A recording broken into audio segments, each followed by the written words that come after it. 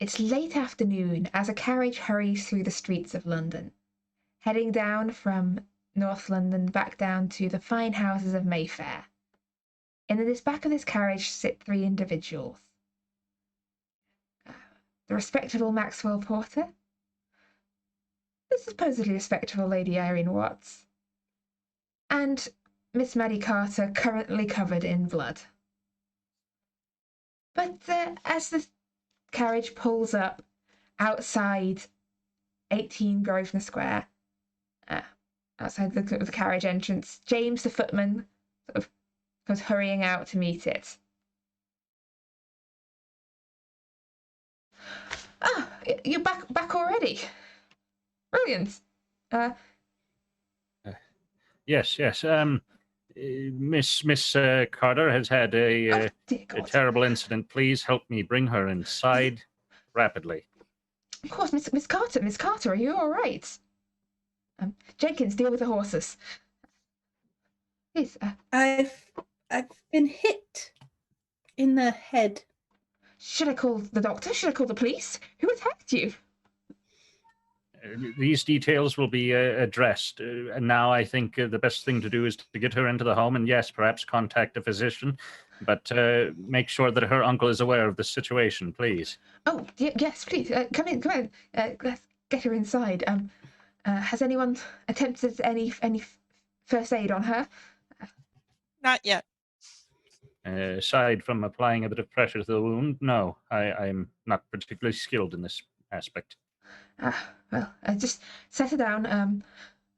I'll go get her uncle and the doctor, and do you want some brandy or something? Perhaps that would be a good idea. Dull the pain a bit. Yes. Brandy's in the sideboard. Please settle down in the parlour. Sir John, and he hurries on off upstairs.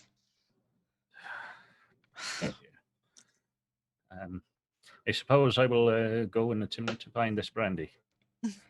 I'll stay with Maddie. Please do. I'm afraid she may have another fit. Indeed. So yeah, you'd be able to find several bottles of brandy. I suppose any would do. Very fine brandy. As you can hear upstairs, like a flurry of feet running around, and then a tap, tap, tap of Sir John's cane as he sort of descends the stairs, heading down towards you.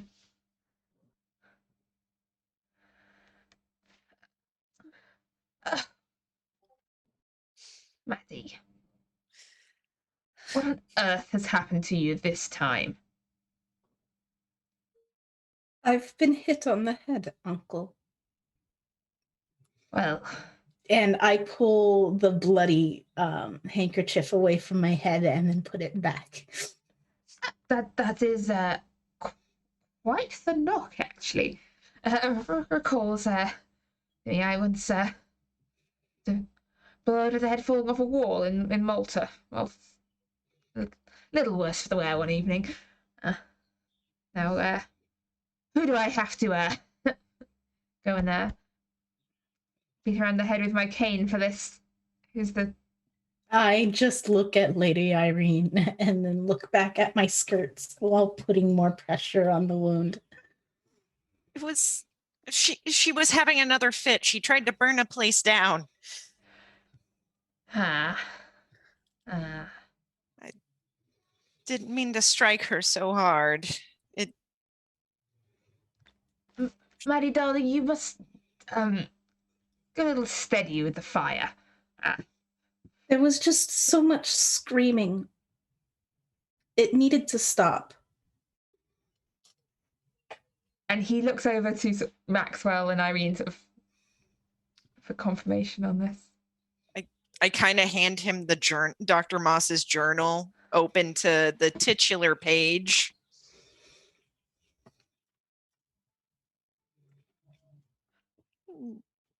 Dear God. We were helping Detective Lottie do some investigating before we went to the the Bellfonts to wish our good wishes, and oh my. And where is the good detective?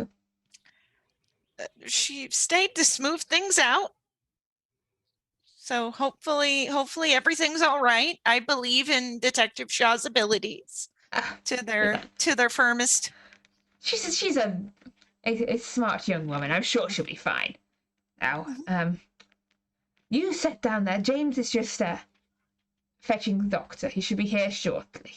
Is there anything else I can help the two of you with whilst we get Maddie seen to? Are the both of you all right? Do either of you need any medical attention?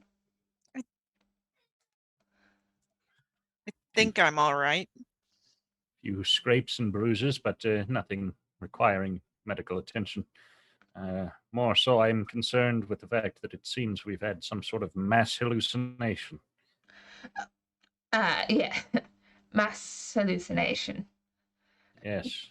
Many of us claim to have heard screams, and I swear for an instant it seemed as though the vines themselves were trying to draw me in, but it's simply not possible. Not possible, no? No, no. How could it be? Well,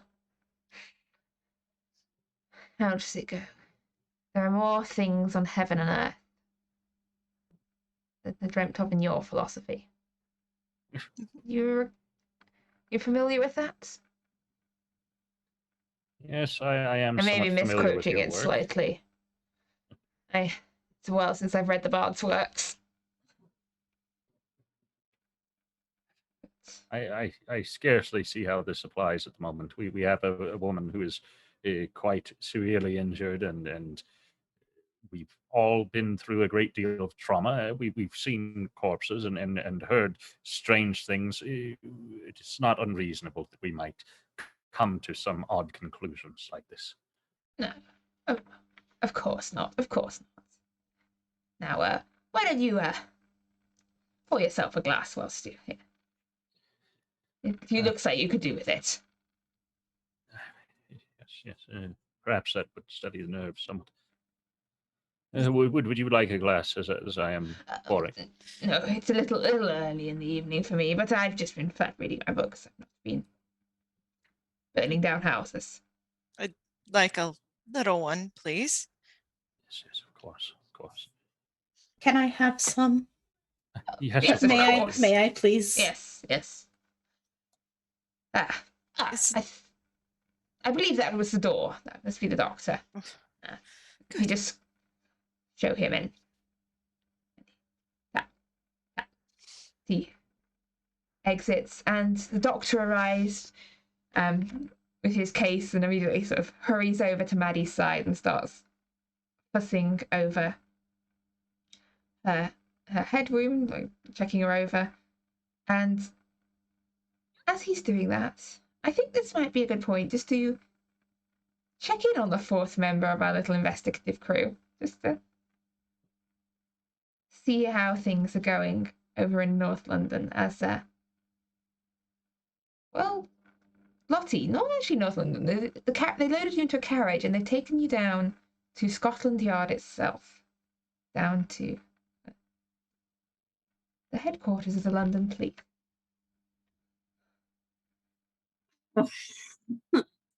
And this is quite unnecessary.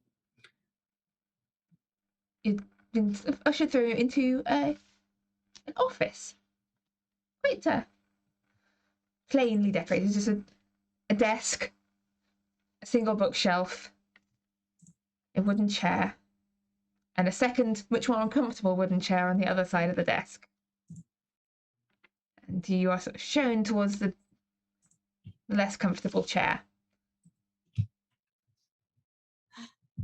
Thank you. And I'll take a seat.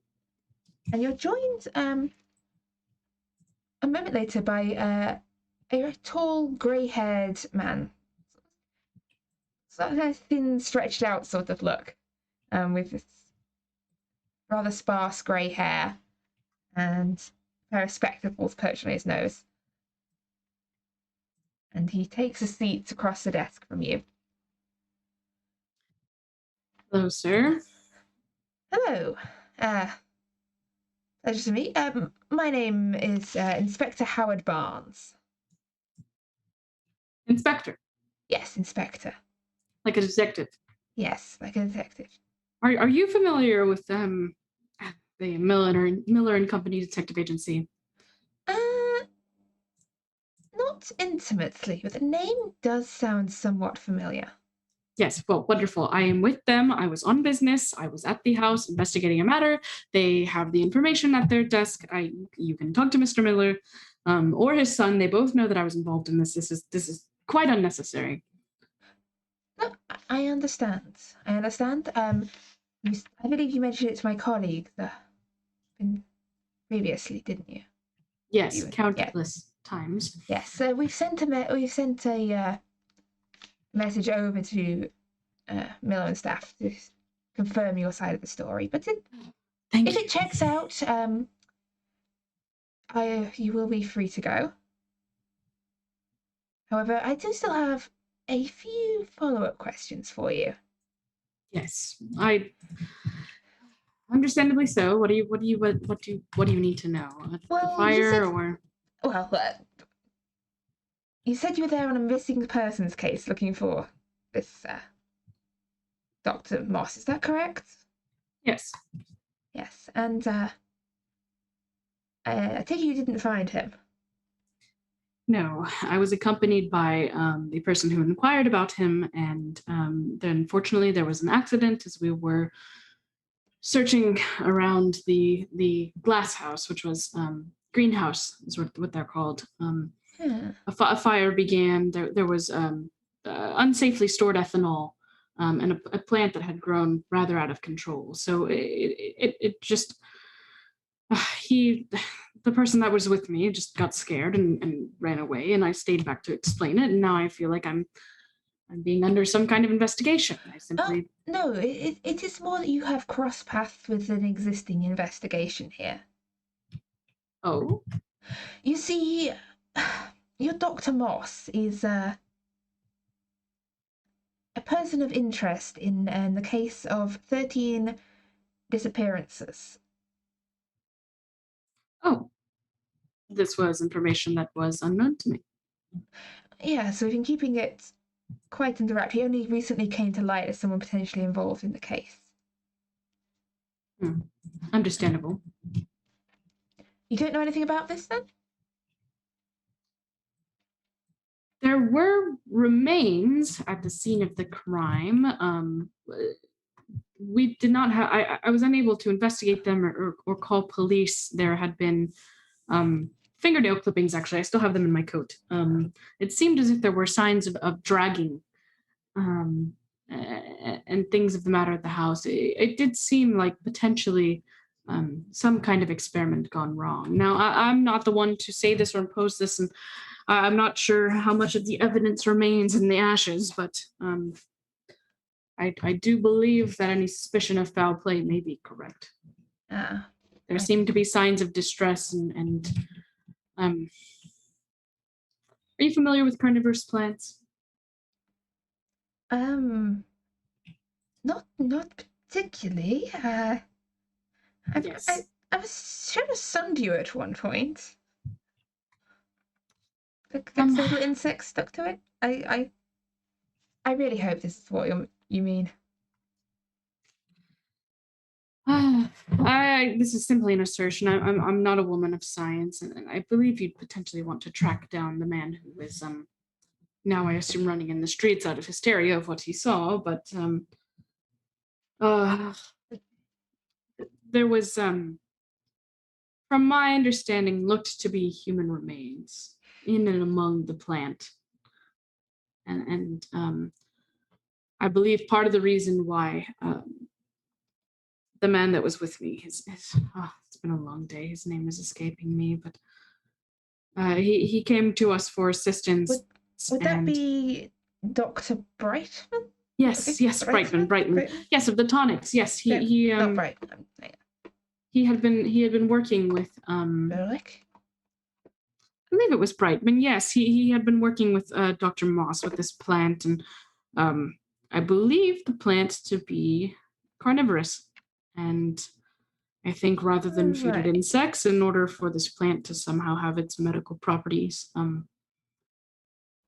this sounds preposterous, this but sounds utterly preposterous. but there were signs of distress in the household, and the servants have gone missing at the estate as well with Mr. Moss, and so Detective Shaw, yes. first of all, what you're saying sounds utterly insane. This is something that belongs in a penny dreadful rather than in a police report. I can't write that Dr. Moss was growing man-eating plants in his glasshouse. Yes, I You understand. understand that? And likely the evidence that was found is now with the fire. I don't know. There's no proof and you don't need to write anything, but No, but between two detectives, that is what I firmly believe. Whether that's what goes down in the report or not, I understand. I am one who also believes in all manner of logic and that there's reason behind actions and things that you discover, but these past few weeks have frequently proven me wrong on that regard. So no. I simply take things at face value at this point, and my face value was there was a plant growing largely out of control. People around me at the investigation scene heard voices, and there was bone matter and signs of distress within the house and in the greenhouse. Look. Detective Shaw.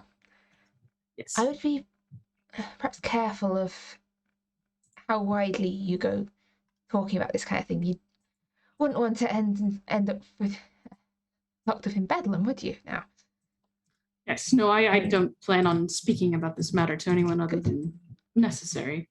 There are few people that would believe this kind of story. Like the rare journalist. Yes. Well, I don't intend to get anywhere. I do believe you. This is not the first unexplainable case that has crossed my desk. If you don't mind me prying, Inspector, have you found any links to these other inexplicable cases to a Bellfont family? Inspector to inspector, like you said, I'm giving you information that I don't plan on becoming public, or that you plan on having become public, but I have found that many of the inexplicable things that I'm encountering in my work have had links to this Bellfont family, the ones that were recently engaged, Augusta. That's not a name I'm familiar with. Really? No, but I will look into it. Look, these cases, when they pass across my desk, there's very little I can do about them sometimes. Of course. Leads run dry very quickly when you're looking into mysterious drownings on land and spontaneous human combustion. Mysterious drownings? Yes. Yes, well, privately in my own work, I've found evidence that potentially this Bellfont family is linked to that. Now, I'm pursuing it of my own accord, and I plan on having a visit to the Bellfonts as soon as I can be released from whatever this is. This not interrogation, just friend to friend discussion, professional to professional. Friendly chat. Yes. I do plan on following up on it. They have open calls to their house for the engagement. If anything were to happen, if you were to hear any reports or anything like that, could I expect potentially you and your best friends be available for backup?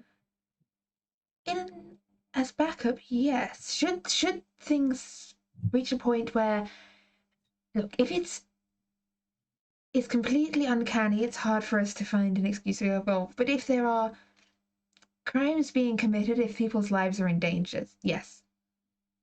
Yes. Well, thank you. We will be there to assist. In return, Detective Shaw. Yes. Could I ask, in future, when look, I have quite a few of these cases that I can't ever seem to chase up because my commanding officer would find me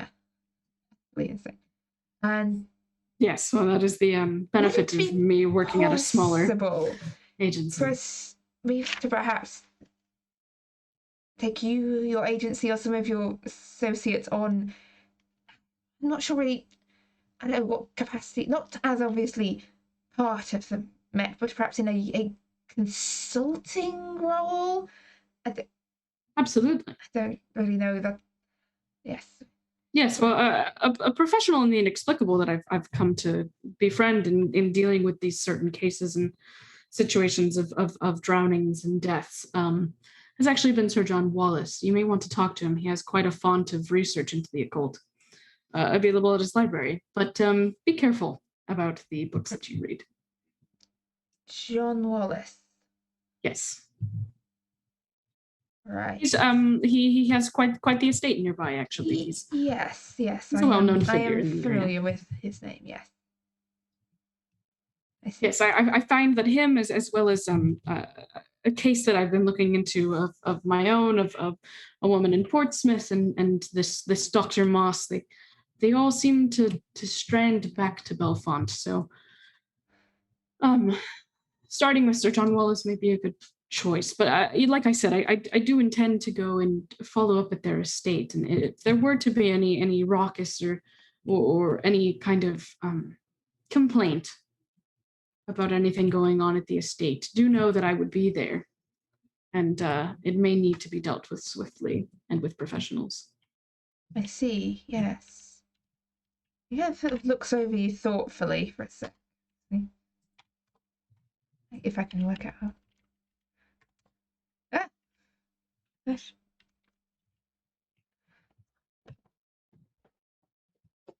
I am attempting and failing to roll dice here. It's one of those evenings.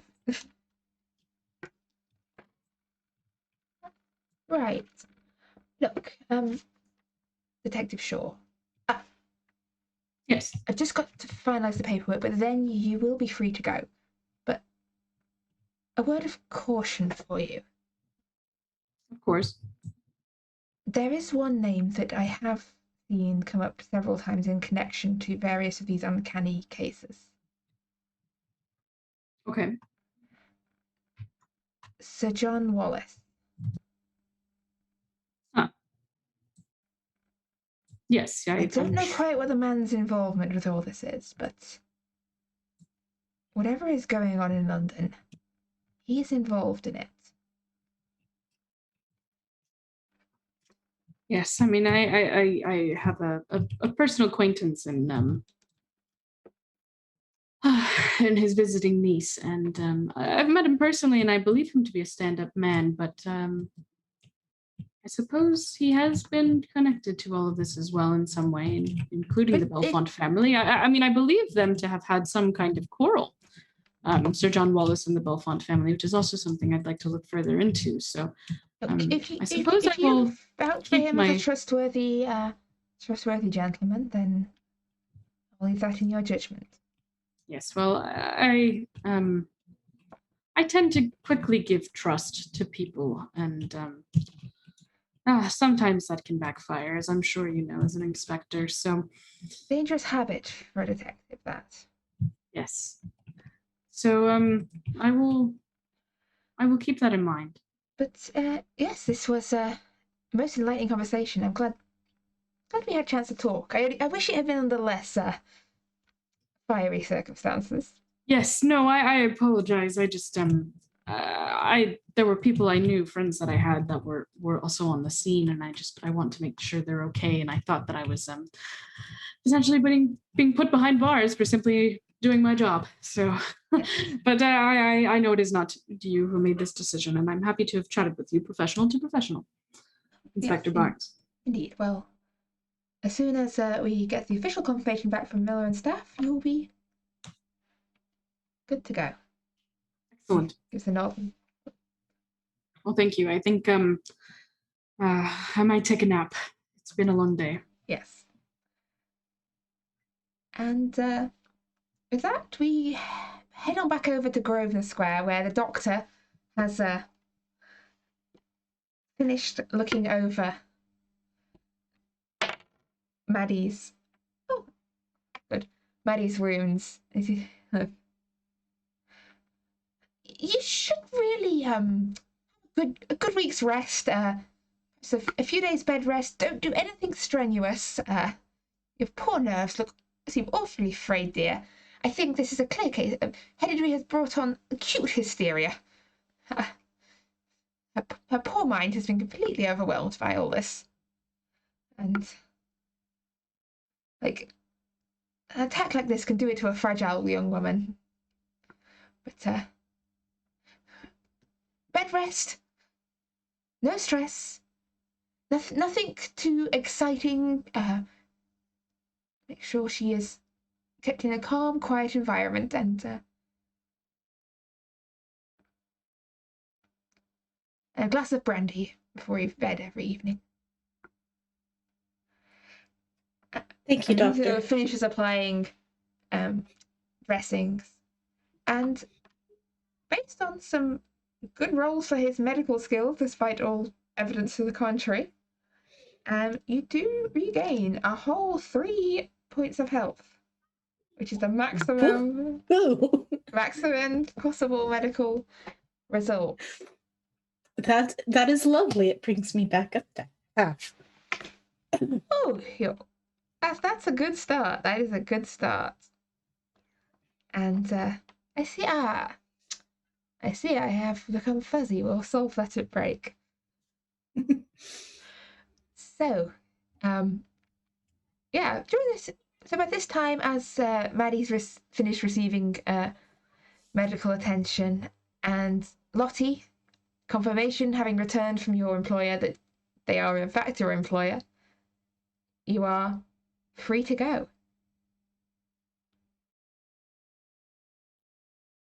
Yes, I think I would go to Sir John's place right away because I assumed that's where everyone else would go. So as the doctor is packing his bags and leaves the house, Lottie arrives at Grosvenor Square and is shown through by a rather James's state of mind is usually, or I seem rather distressed now, I think, at pretty much any point, but shown through into the house by James the footman. The others are through there. There's an awful lot of blood, but I think it's mostly all sorted now.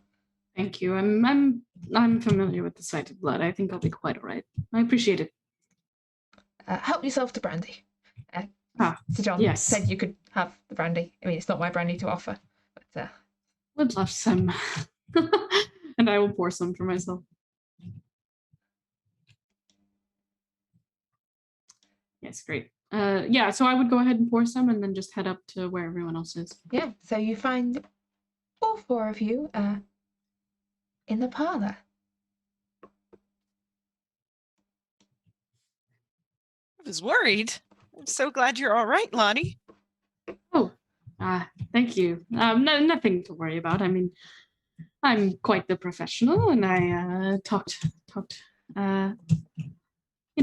my way through it. I mean, I was on there on business, so it was quite all right. In fact, thank you, my dear. Sorry. I was just going to say, I believe we do have another fellow inspector potentially on our side.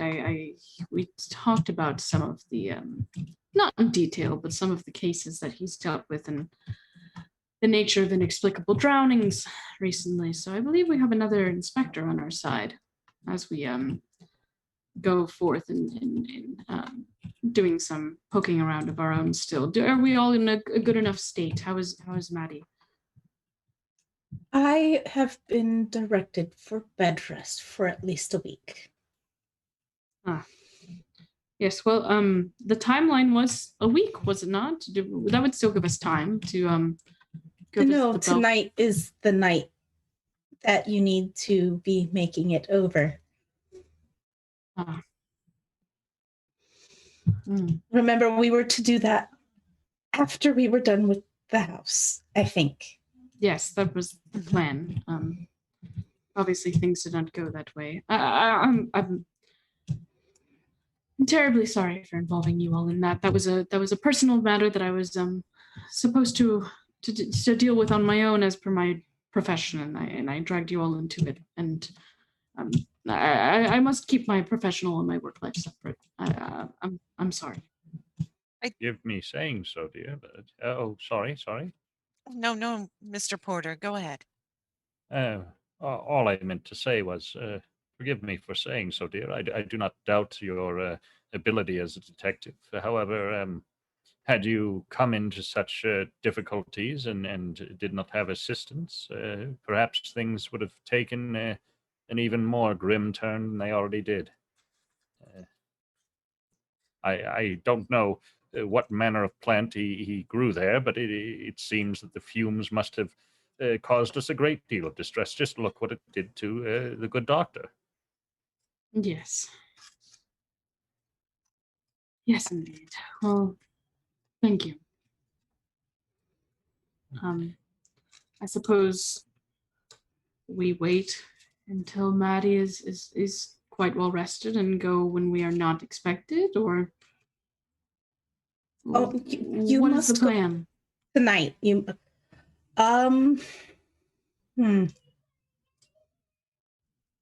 Well, just as I wasn't wanting to be left out on the investigation call to the house, I wouldn't want to leave you out either. I mean, we've all become quite the group, I think. Yes. Do you want me to risk trying to set her on fire? Apparently, that's what I do now. So setting her on fire may be what we need to do in the end, after all. But forgive me. Well, we have to find some kind of means of resistance for you, don't we think? I mean, it seems this kind of occult type thing is all around us at this point. We have to. Why hide from it? Why give in to it? Why accept that we cannot further investigate these things? I mean, as far as I know, we are the only people taking this type of thing seriously. So perhaps we need to find some means of helping you resist rather than accept that you're weakened by it and should not be allowed out. I am going to finish drinking whatever brandy was in my glass and then walk up to the stairs and change out of my bloody clothing. Yes. I think Okay. Right after she finishes that part of her conversation. Is it like a dramatic, like, all right. Lady Irene, did I say something wrong?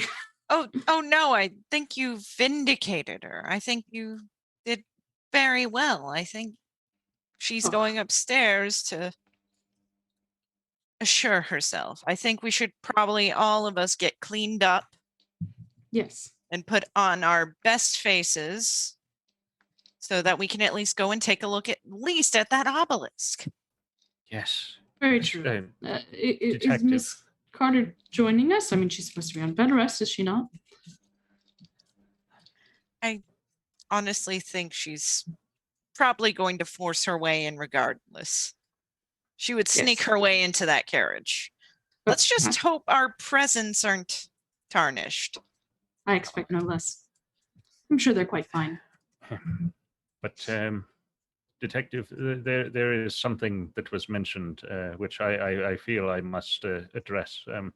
Oh, yes. You say this man was investigating drownings by land, yes? Yes. I know you did not have time to trouble him for the details, although I must impose myself and say, if you have the opportunity, it is something that I must know the answer to. Well, I could trouble him as professional to professional, but whether or not that information I could disclose to you is questionable. But I did bring you along on professional matters that you shouldn't have been along on for already. So what's another infraction to my good name of being an inspector that I studied many years for? I suppose it's all in the pot at this point. So yes, I will inquire for you, my good sir. I hate to press the matter, although if he is not forthcoming with the details, if you could find the location of his notes, this would be something that I would be most interested in. Do you have a personal connection to the drownings, Mr. Porter? Yes. My wife and daughter. 2 years ago now, I found them in my home, lungs filled with seawater, and no mention of any perpetrators, and nobody ever found. There is a fiend somewhere in London, I believe. And if this man has been researching more drownings by land, then I can only assume that it is connected. Yes. Well, as Mr. Porter is someone who has joined the force of inspection and investigation under the need to solve my own family failings and losses. I will do my utmost to help find that information for you. Yes, thank you, dear. Of course. But let us make ready, and I will check on the state of the gifts, make sure they are not bloody, and yes. Yes, excellent. I think it is quite possible, Mr. Porter, that we find that fiend tonight. We saw Augusta at the water making that offering. I believe May said something about Augusta threatening her by making her cough up seawater at some point. We will get to the bottom of it. Yes. I fear that perhaps it is in some ways my own fault.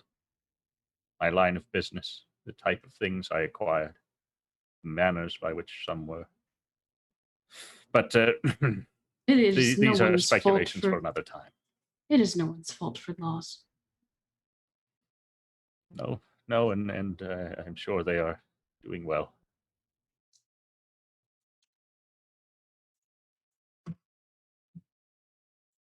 Yes, well, I'll stay right here and calm the nerves. Talking to other inspectors is always hairy. I'll finish my brandy. As the brandy is finished, Maddie, you've finished changing into nice, clean, unbloodied clothes. Mm-hmm. And I would have sent a maid and footman to assist them into clean clothing as they needed. If we have any, we have stuff for guests, so yeah, you could probably find clothing that fits should they need. Although they are much less bloodied and singed than you are. Although Maxwell will probably do the bit of a brush off on his coat after being dragged under by the vines previously. Now, I have affixed a head dressing to my head to hide the bandages that I have, and pinned it in place so that it cannot be removed from my head should I enter anywhere. All right, you look perfectly respectable. And so, with all four of you looking pretty smart, I believe. What's the plan here? Head over to Bellfont with what was the gift in the end? Was it the dress? The fabric it was for the the dress? fabric and dress pattern. Yes. Yes, and a cuneiform tablet. Ah, yes. And I had my tarot cards with me to do a reading for the couple. Perfect. So, armed with fabric, a dress pattern, tarot cards, and a cuneiform tablet. Which, any particular cuneiform tablet we're going for here? Yes, the particular tablet bears a complaint, honestly, about the quality of goods that were delivered by a certain man. The best of all cuneiform tablets. But yeah, as you head out of London and over to the Bellfont residence in Richmond. I think I know it's a little early, but I just have a couple of technical issues to tweak on my end. This might be a good point to run the break. I'll see you back here in 10 minutes. That's all right? All right.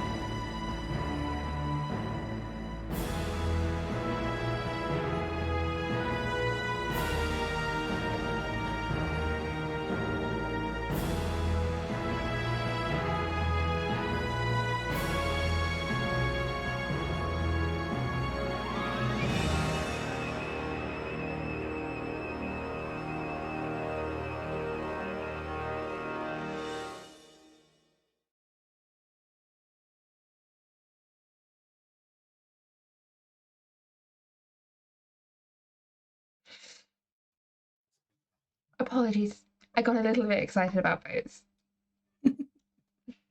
But, alright. So, all dressed up smartly, our 4 investigators have climbed in the back of their carriage and headed out away from Belgrave, away from Mayfair, off out towards Richmond, out of the city into what was at the time countryside. There's a large estates and that fine houses scattered along the Thames, and there's a few small towns, but nothing like the bustle of London itself. And you see ahead of you, this time, the landside entrance of Bellfont House. It's a nice brick gateway, topped on either side with what look to be statues of probably mermaids. It's hard to see in the dark. And the lights of the house shining not far away. The gates themselves stand open. It's early evening still. The sun's not quite gone down. And you can see, as you pull up through the gates, that there are a couple of other carriages that seem to have pulled up at the house. Seems that they have other guests this evening. There are lights shining across the upstairs and downstairs of the house. And you can see beyond the house the gardens, the lawns roll down towards the river, and sort of this dense thicket of trees down at the far end of the garden. It's too far away and too dark now to make it out, but you know that that's where you saw the obelisk in the landing jetty previously. But tonight it's dark down there. Though the moon should be rising soon, and hopefully it will give you some light to see by, because tonight is a full moon. So, as you pull up outside the house, what's the plan here? What are you doing?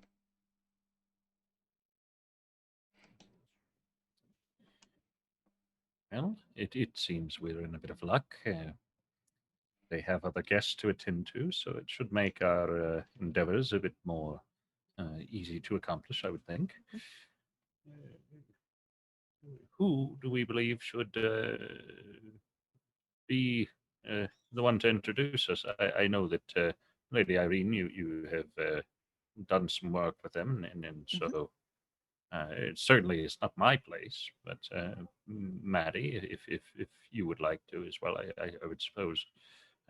Relations being strained, though, perhaps it would not be advisable. Perhaps Lady Irene is the best I agree. to speak on our behalf. I do not mind doing it at all. At least someone has to have the spine to speak. I don't mind. And I can also distract them a little bit if need Yes. be, to allow you to walk around a little, and maybe Mr. Porter can get out to the back garden to take a look at that obelisk so that we can figure this out. That is where your expertise is, reading obelisks that are from Egypt, right? Yes, yes. And it would be quite intriguing to do that, and perhaps while I nip around to the back garden, our fair detective might find herself in one of the studies, and perhaps a few desk drawers might be open. You see. Oh, Yes. I was going to suggest that Mr. Porter escort Detective Shaw around the grounds to give her a good view of things and to not be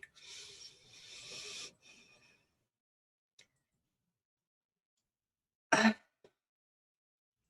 not sure, to make it less like you're snooping and more like you are escorting a Less potential. inconspicuous. Mhm. Oh, yes. Thank Perhaps you. you are right. Thank you. I'd be happy to do that. Inconspicuous. Perhaps you are right. Yes, I've been here before. I'm sure we can easily get in, and yes, we all have our parts. Maddie, might I recommend not reading any books here?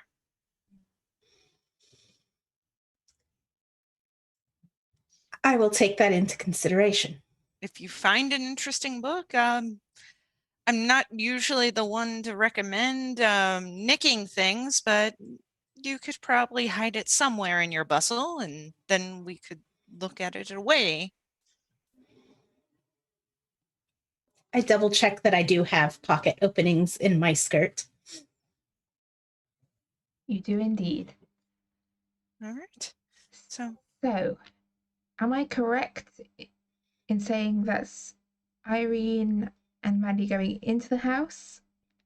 And I think Maxwell? we would all go into the house for And then- introductions, and then he'd like to ask. Yes. try to For- separate. Mhm. Yes, indeed. All right. So as you walk into the house, a footman steps up towards you and goes, are you expected this evening? Not exactly. We heard it was an open call to wish Augusta a happy marriage. Oh, your engagement well wishers. I see. If you just go through into the drawing room, I'll one moment. Just one moment. And he hurries off, just kind of waving you slightly distractedly towards the door on the left. I'm going to assume our packages and parcels were unmarred previously. They were indeed. Yeah, they're all good. Excellent. On our way to this area we've been directed, I would like to have a bit of a glance around, see if I can establish a way. Yeah, you can see the entranceway. The steps lead up to this big open hallway with one of those double staircases that sweeps around and joins up at the top. The floor itself is laid in this pattern of black and white marble, and you can see there's the door you've been shown to off on the left. There's a couple of other doors leading off. You can hear the sound of voices coming from not the door you've been ushered towards, but sort of the other side of the house. It sounds like there's quite a large group of people chattering away over at the other side of the house. And other than the servant that shows you up, there doesn't seem to be that many people. There doesn't seem to be anyone else in the main hall at the moment. But yeah, you can hear voices coming from further into the house. Ooh. Lottie, do you wish to give the pattern as your gift? Oh, yes, certainly. Thank you. And I'll hand her the small parcel which has the pattern inside.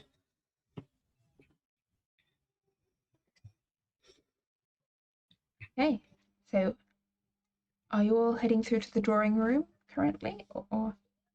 Yes, once we get into the drawing room, I do want to take a look around and see if there's anything that might be a curios or something that might be just hidden in plain sight. Well, make me a spot hidden as you step through into the drawing room. What you all see as you step through is this big hearth, which is one that Lady Irene you've seen before with a fish design carved into it. You can see there's some very, very nice looking chairs, a large painting of what looks to be some kind of naval battle going on in a portrait. You can see the walls of a Maltese fort in the background. It's not the greatest of paintings. There's a lot of gloomy waves and slightly out of proportion ships. It's definitely dramatic. Maddie, what you spot as you enter the room is a little bit of movement from the far corner. So you can see that aside from the door you've come in through, there's another door leading off this room. But there's also a third door, one of the sort of hidden doors you get in some houses, where it's not exactly a secret door, but it's been disguised to blend in with the pattern of the wallpaper, sort of a servant's door. And Maddie, you can see that the servant's door in this room is just open a slight crack. Just get a slight sense of movement from behind it. It's just a slight shadow and movement. There's someone behind that door peering into the room, watching you as you walk in. I will take a seat facing that door, but quietly motioning for everyone to also take a seat as we wait.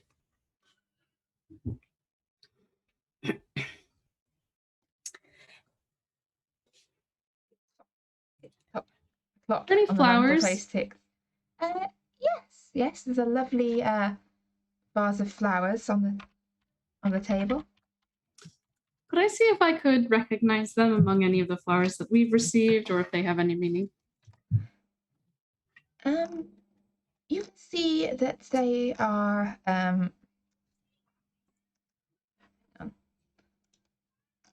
sort of peer them over. Maybe, I don't know how well you know your flowers. Give me a natural world check here. You probably know most flowers, but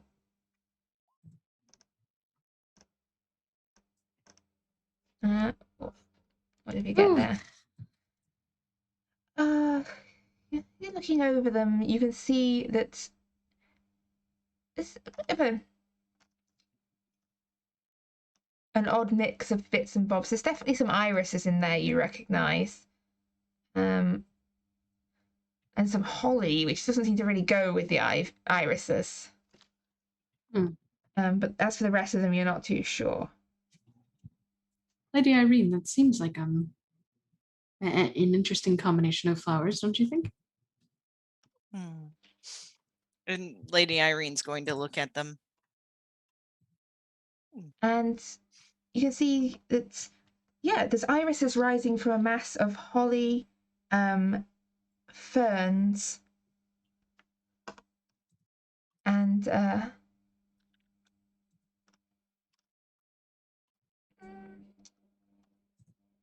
seems to be just some oddly shaped ferns that seem to be taking at the most of this, which is like sort of different types, different leaf shape, but yeah, definitely ferns.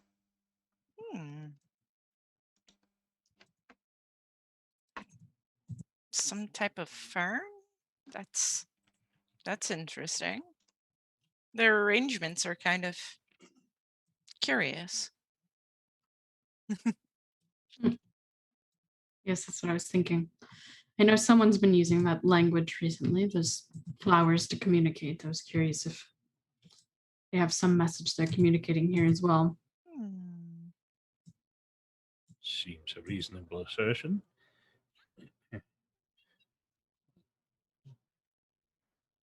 Quite I'm a lovely on hall. high alert, I suppose. Yes, it is quite nice.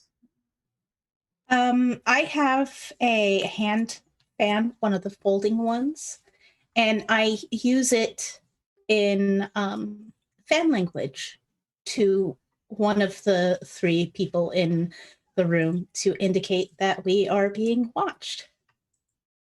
Okay, now, of the rest of you in the room, would any of you know fan language? I might, due to hobnobbing with fancier people than my station. I think give me an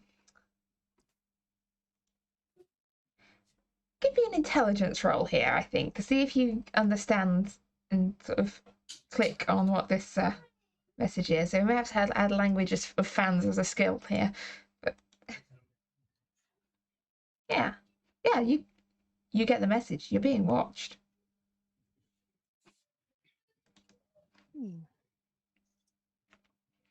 How interesting. I do hope they don't make us wait too long. There's like this kind of look. I suppose if they are entertaining other guests, it may be some time. A shame, really. I was quite hoping we could meet with the bride and take a look around. As you say that, the door through which you entered opens again, and two figures enter. One of them is familiar to Lady Irene, at least. I don't believe the rest of you have ever met her before, but you caught a glimpse of her face underneath her hood when she met you on Vauxhall Bridge about a week ago. And now, more clearly, you can see Augusta Bellfont.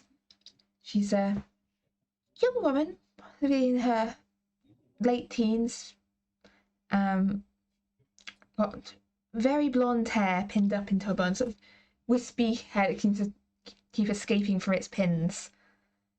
And she's dressed like rather somberly for the evening, and then like not really dressed up as though she was going to any kind of event. It's very practical riding clothes sort of style. And accompanying her is a man who, well, from face shapes alone, can be none other than her father. He's got the same blonde hair. Perhaps his is a little darker, but you can recognise the same nose shape, same jawline, really. Rather handsome man, blonde hair, blue eyes. Very very well cut jacket, like cutting edge, very fashionable, but a little flashy, maybe just a little hint of new money there. And he strides into the room and goes, "Well, I'm afraid we were not expecting callers at such a late hour. I apologise for tardiness there." I stand when they enter the room and I curtsy as they come in. Oh, good evening. Well, welcome. Can I get you drinks, anyone? Yes, I think that would be quite lovely. And Yes. thank you for having us in at this late hour. We had intended to come a bit earlier. Oh, no, I'm glad of anyone who comes by to wish my darling Augusta the best for her in her upcoming nuptials. Of course. Are you friends of Augustus? I recognise you. Sorry. It's been a while. Lady Irene, isn't it? Yes. Not seen you around here for ages. Sorry. Let's see. Is that a new dress? Rather new. I always try and keep it up, keep it fresh.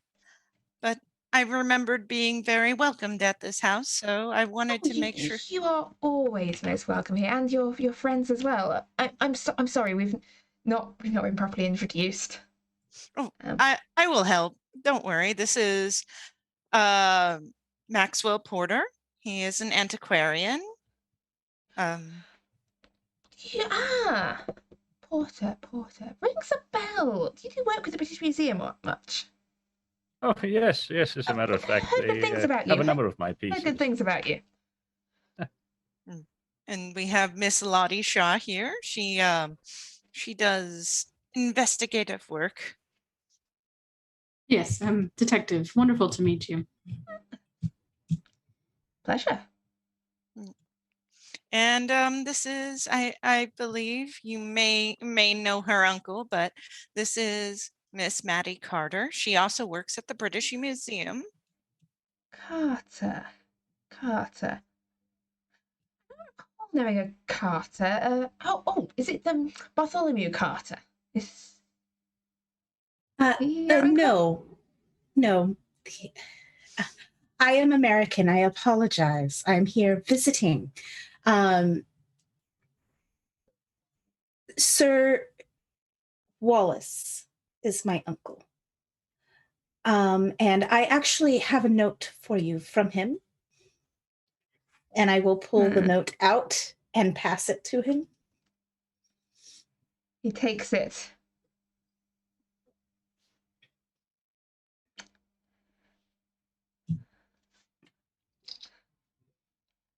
We also have presents for the bride. Yes, Do you now? yes, yes. Mhm. Oh, yes, of course. Oh, splendid, splendid. Well, thank you. Well, I very much honoured, August. Thank you very much. This is. I'm going to pull out my parcel. It's a nice sized parcel with 3 bolts of silk inside that are varying shades of blue. And I will pass it over. I figured you could use this to make a beautiful dress, either for the wedding day or for any of the parties that may come. Thank you. Thank you very much. Yes. Thank you. Yes, Yes, and a pattern in turn. oh, In case you don't already have one yourself, and I'll go ahead and provide the pattern. Oh, that's quite lovely. That would look splendid.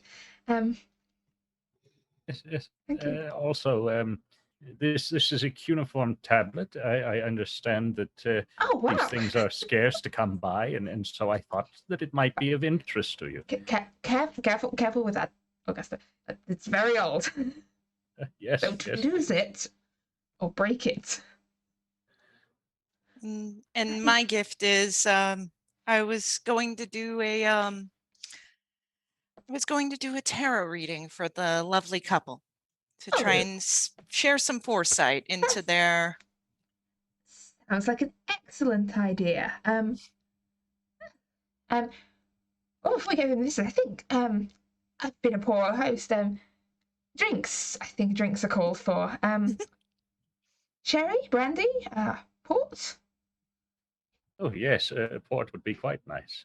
Just some sherry for me. If possible, just tea for me. Oh, tea. Yes.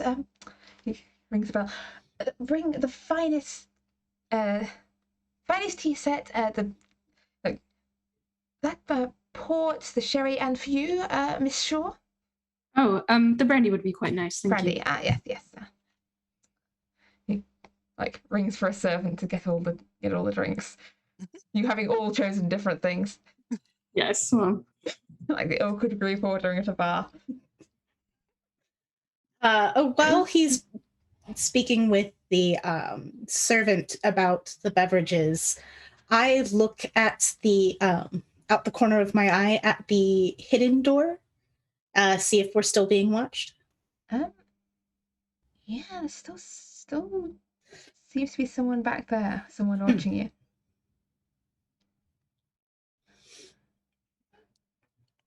I've heard. Neither Bellfont or Augusta seem to have glanced that way.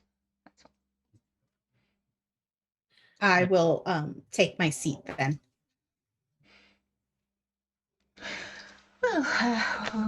Well, we wait for drinks. Tell me, how is the John these days? I've not spoken to the old man in ages. How's he getting on? He is surprisingly got a lot of energy for his age. I did tell him that I wished that he would mend some bridges, as I understand that there were some disagreement. Oh, water under the bridge. Water long gone by now.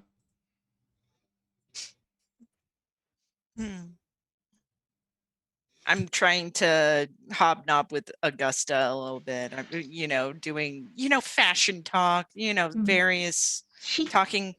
Keeps sort of glancing at the corner of your eye, like she looks on edge. He seems relaxed. She looks, much more on edge by your presence here.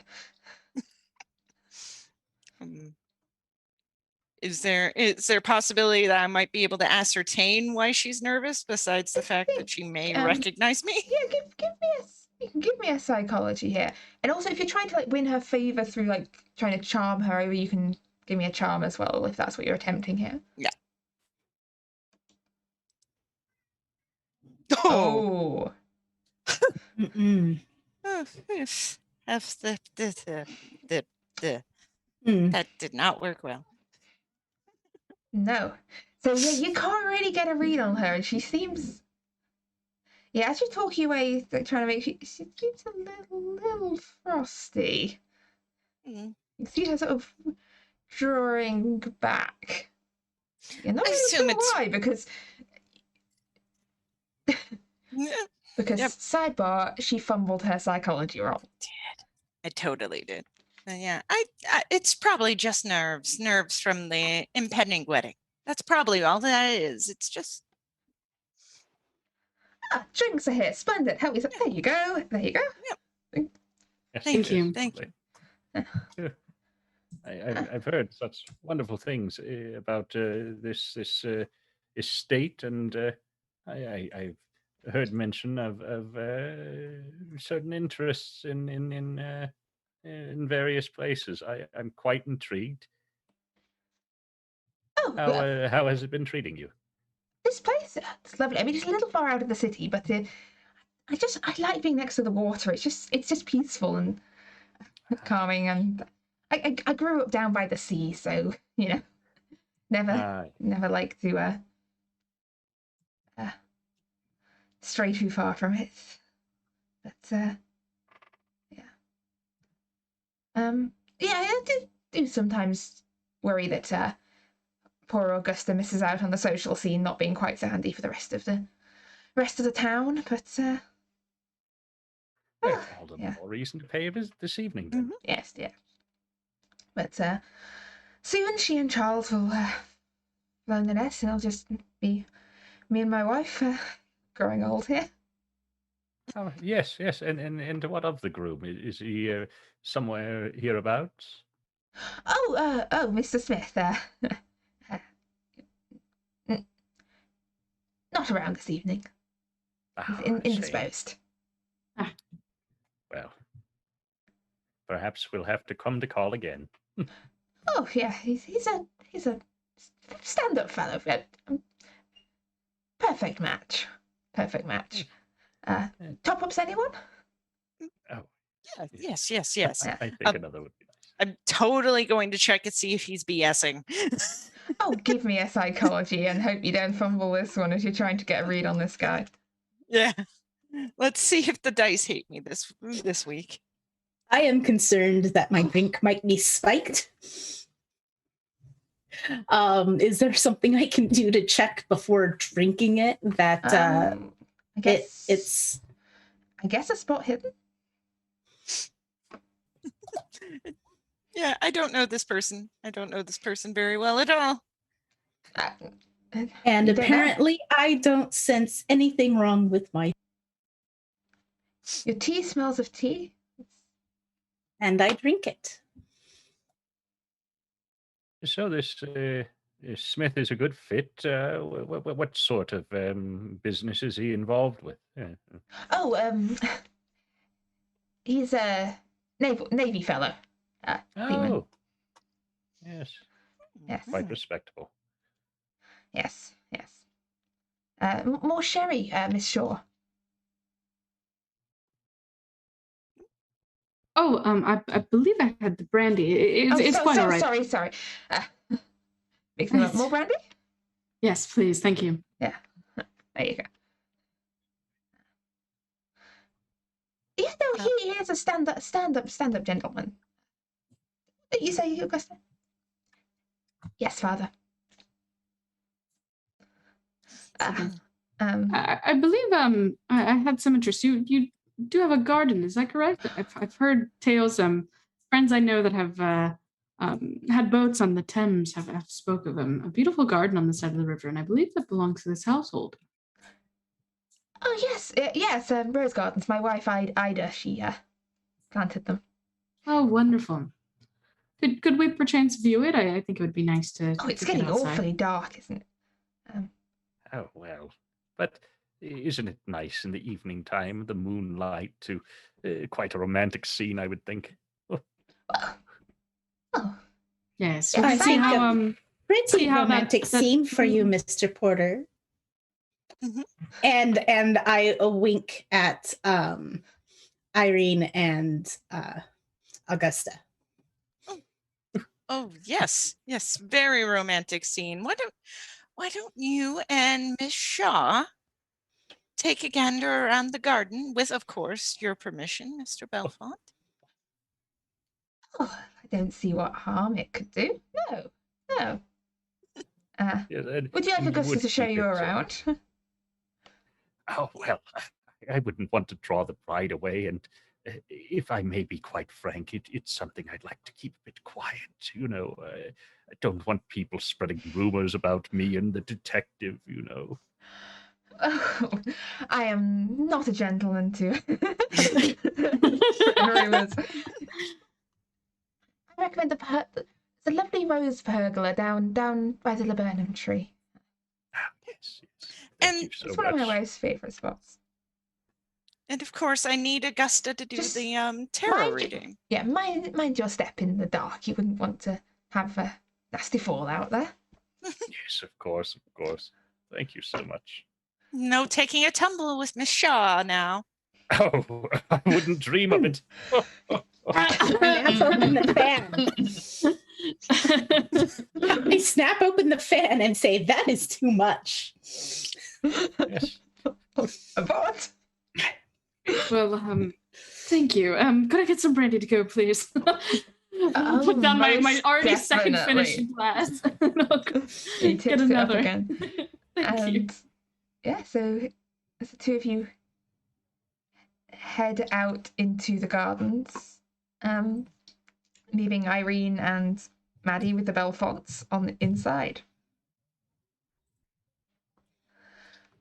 So, a reading. Would you like me to? Should I stay for this, or is it just? You can stay. You're the father of the bride, of course. It's Of course. Perhaps a reading for him as well. Oh, sure. Maybe of his course. future. Maybe the future of the family line. Maybe That would be I could most do. interesting. I can do some palm reading as well. Do you have anything of your betrothed so that I can try and get a sense of the individual as the reading was supposed to be for both of you? I have the ring he gave me. That'll work. I believe so. And yeah, she sits down and she kind of makes sure to wave Augusta down near her and with like probably an end table. And she's going to first take her hands, Augusta's hands, and looks over the ring, of course, and looks deep into Augusta's eyes. And of course, I'm going to do a sense of Augusta. Oh, give me a power roll. Okay, I think we should put this on its own skill for next over the break.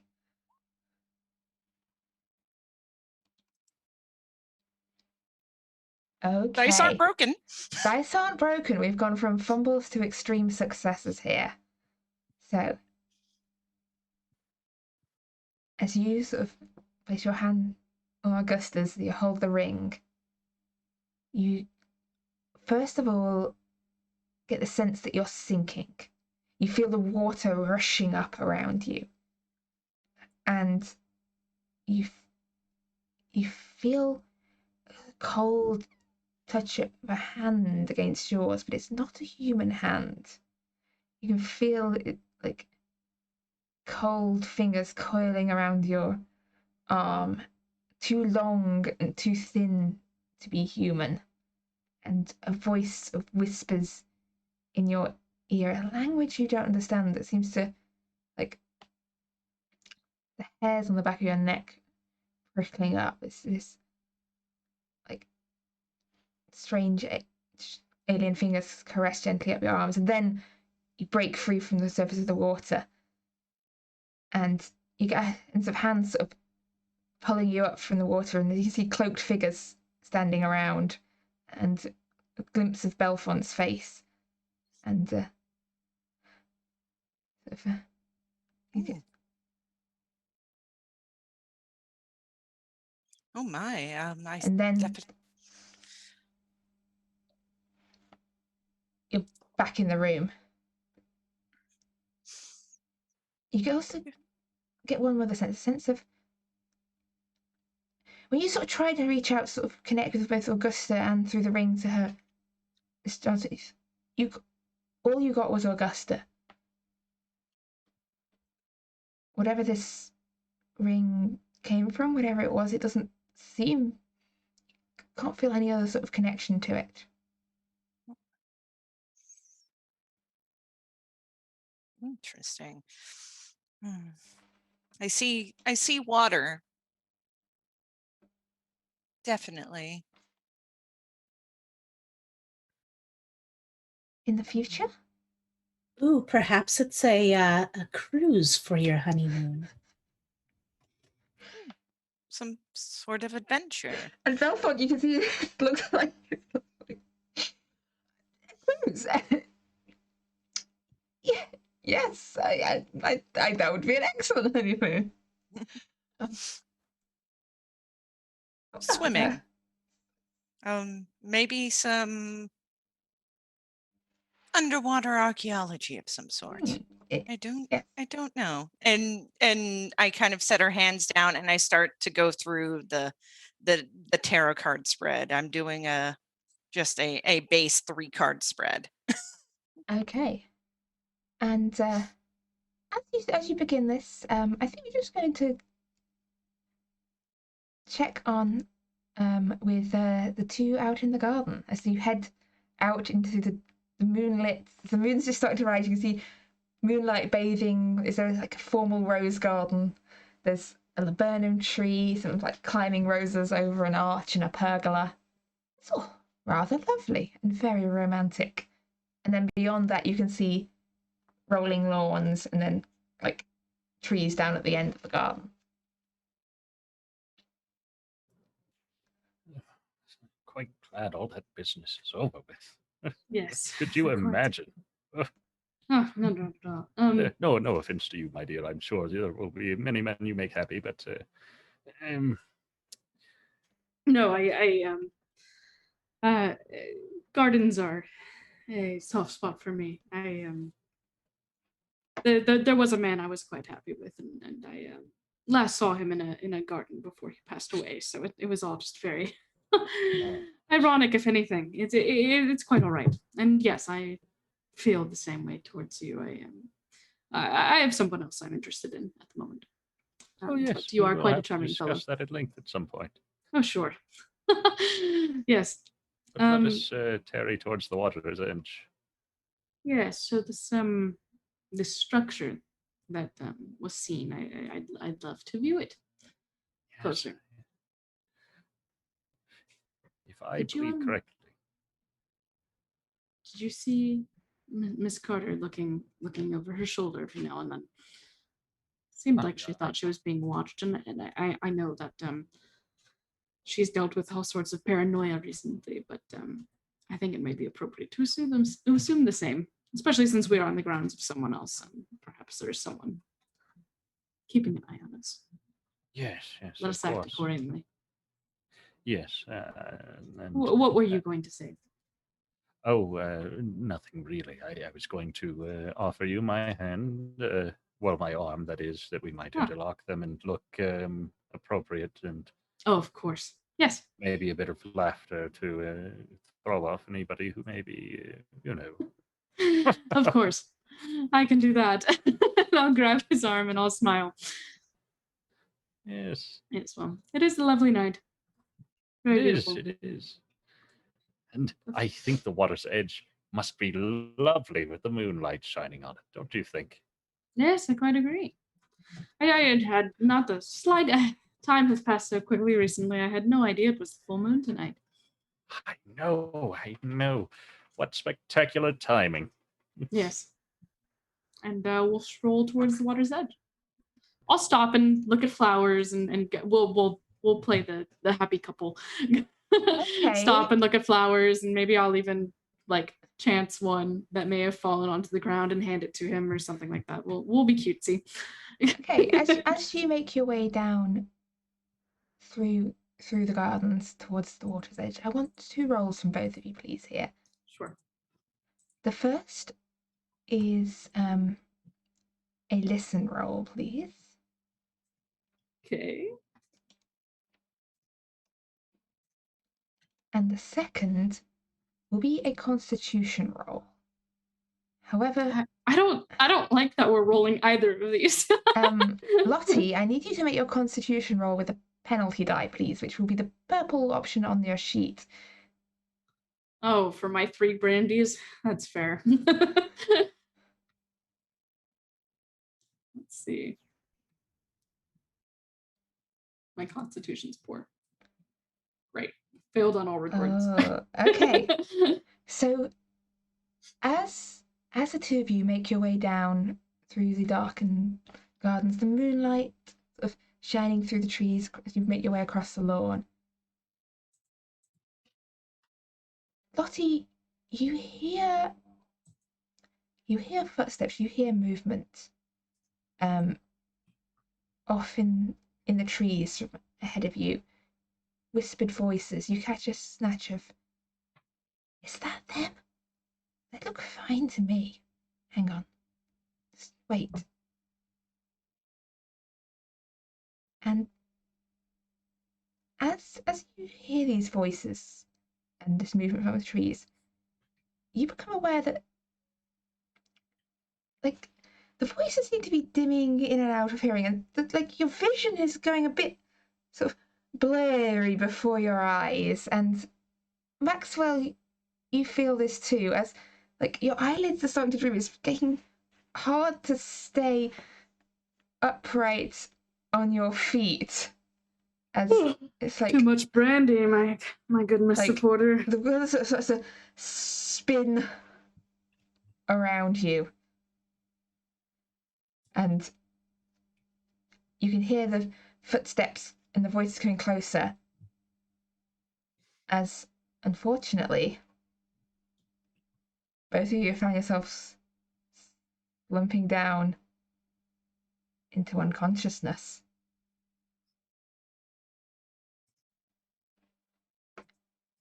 Meanwhile, back in the house, as Irene lays out these cards,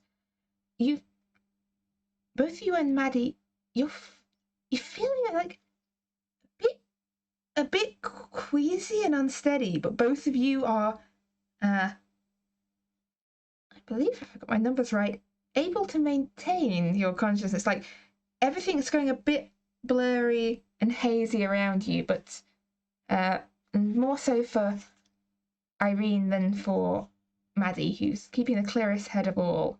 But yeah, like, Irene, you didn't think you'd drunk quite that much, and Maddie, you only had tea, so there's something. Well, that and the Not knock to quite my head right. earlier. Oh, I mean, yes, maybe this is the after effects of a severe stool to the head.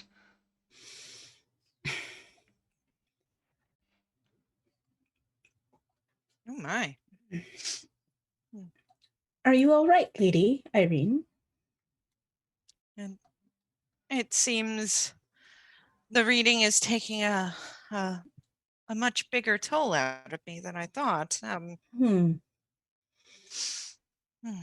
This sometimes happens.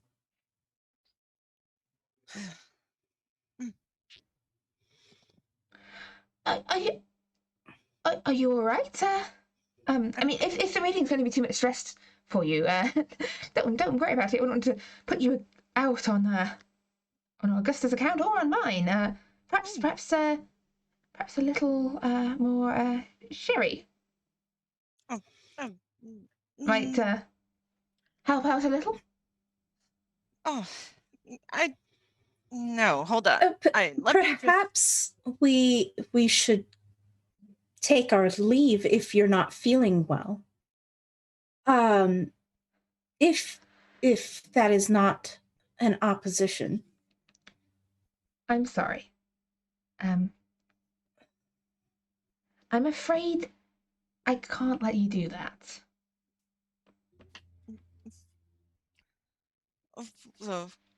Why? I mean, you're going to be remaining our guests just a little longer while. Well, I should at least send a message to my uncle saying that we will be staying later than expected. Oh, I'm sure he won't worry. I mean, he sent you here, didn't he? He knew very well what's going to happen. That man has very little I'm concern for your sorry. well-being. He didn't send us. We saw A the peace post offering. in the. That was mine when I said, "Oh, we should go and send our wishes," and he was like, "I'd rather you not." And I was like, "Why?" And he said that there was a falling out. And I was like, "Well, you should at least try to make a peace offering." He has. He sent me a lovely peace offering. 4 of them, in fact. Oh, no. Now, please, don't shout and scream and struggle. It makes it all so much more. And just disagreeable all round. If you just go quietly, this would have been so much easier. I'm sure. Right now, your friends in the garden are being taken care of.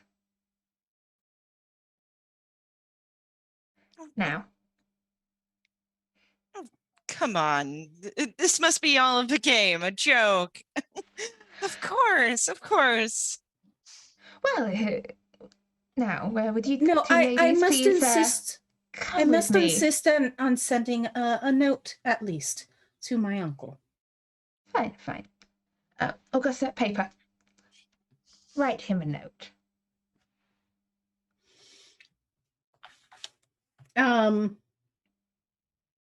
I start to write out the note. Keeper, would I have learned anything that may be a private message to Sir Wallace if there was any issues? Up to you. Would you, if you would have set that kind of thing up? It depends. Would it be in Maddie's character? If so, yes. Considering they've had long and lengthy conversations in the beginning of all of this, possibly. Yeah. In which case, yeah, that would make sense, definitely. Okay, and I would have included that keyword or phrase or whichever, and I would have sealed it, and then I am going to ask, let me just give this to the man at the carriage. Oh, so that he can. Don't trouble yourself. Am I getting a feeling that this won't actually be sent? I mean, you can leave it up to player intuition. You can make me a psychology roll if you want to get a deeper insight here. Yeah, I'll do the roll. I fail. Okay, then I will pass it to him. Well, it's entirely up to your judgment there. Like, fail means I'm giving you no further clues. It's okay. In your hands. Now I'm still wanting to pass it to our carriage driver. Seeing the state of things, I'm going to try and make a fast talk roll, and what I'm going to do is, oh, Mr. Porter, you can't leave just yet. Oh, give me a fast talk roll, yeah. I'm trying to, throw it off that maybe Mr. Porter is trying to leave through the front door or something like that. That's my thought, is to try and distract them. Okay, yeah, give me a roll.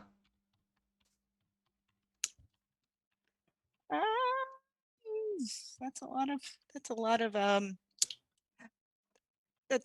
of luck to try and While she's attempting to do that, I am going to try to slip out the door quickly. Oh, give me probably the other door, not the one that is being spied through, but the other door through one of, not the main door, but the other door. I think, unless you have a better option, I think that sounds like a dodge or a dex. I think this would be a dodge roll. Can you dodge out of this situation fast enough? I might. Let's see. No. So you get through the door. You manage to get the door open, make your way up. Bellfont turns back from Irene to see you essentially leaving, running away, and holds out his hand towards you and says, "Do not move a step further," and then I need a power roll from you, please. From me? Yes, from you. Is that the language I might have heard from creepy fish vision? Yes. And Maddie, you feel this salt taste begin to rise in your lungs. In my lungs? Yes. And as seawater slowly do them up. Do I know anything from remembering what I've read how to stop this? From what you've read off the top of your head, no, but you can here give me a Cthulhu Mythos roll. You should have more than 5 in Cthulhu Mythos. I believe you gave me 5 versus the 0 that I had, unless it was I have 5. I have 45 from the tome. Yes, you should have. So you should have 5 from your own first spells of insanity, 2 from the second one, and 4 from the tome. So that should be 11. So you can give me here to try and stop this with force of will a Cthulhu Mythos roll, please. Okay.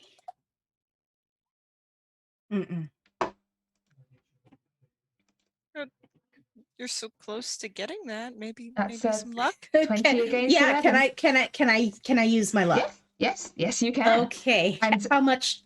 That will cost 9 points of luck to turn a 20 into an 11.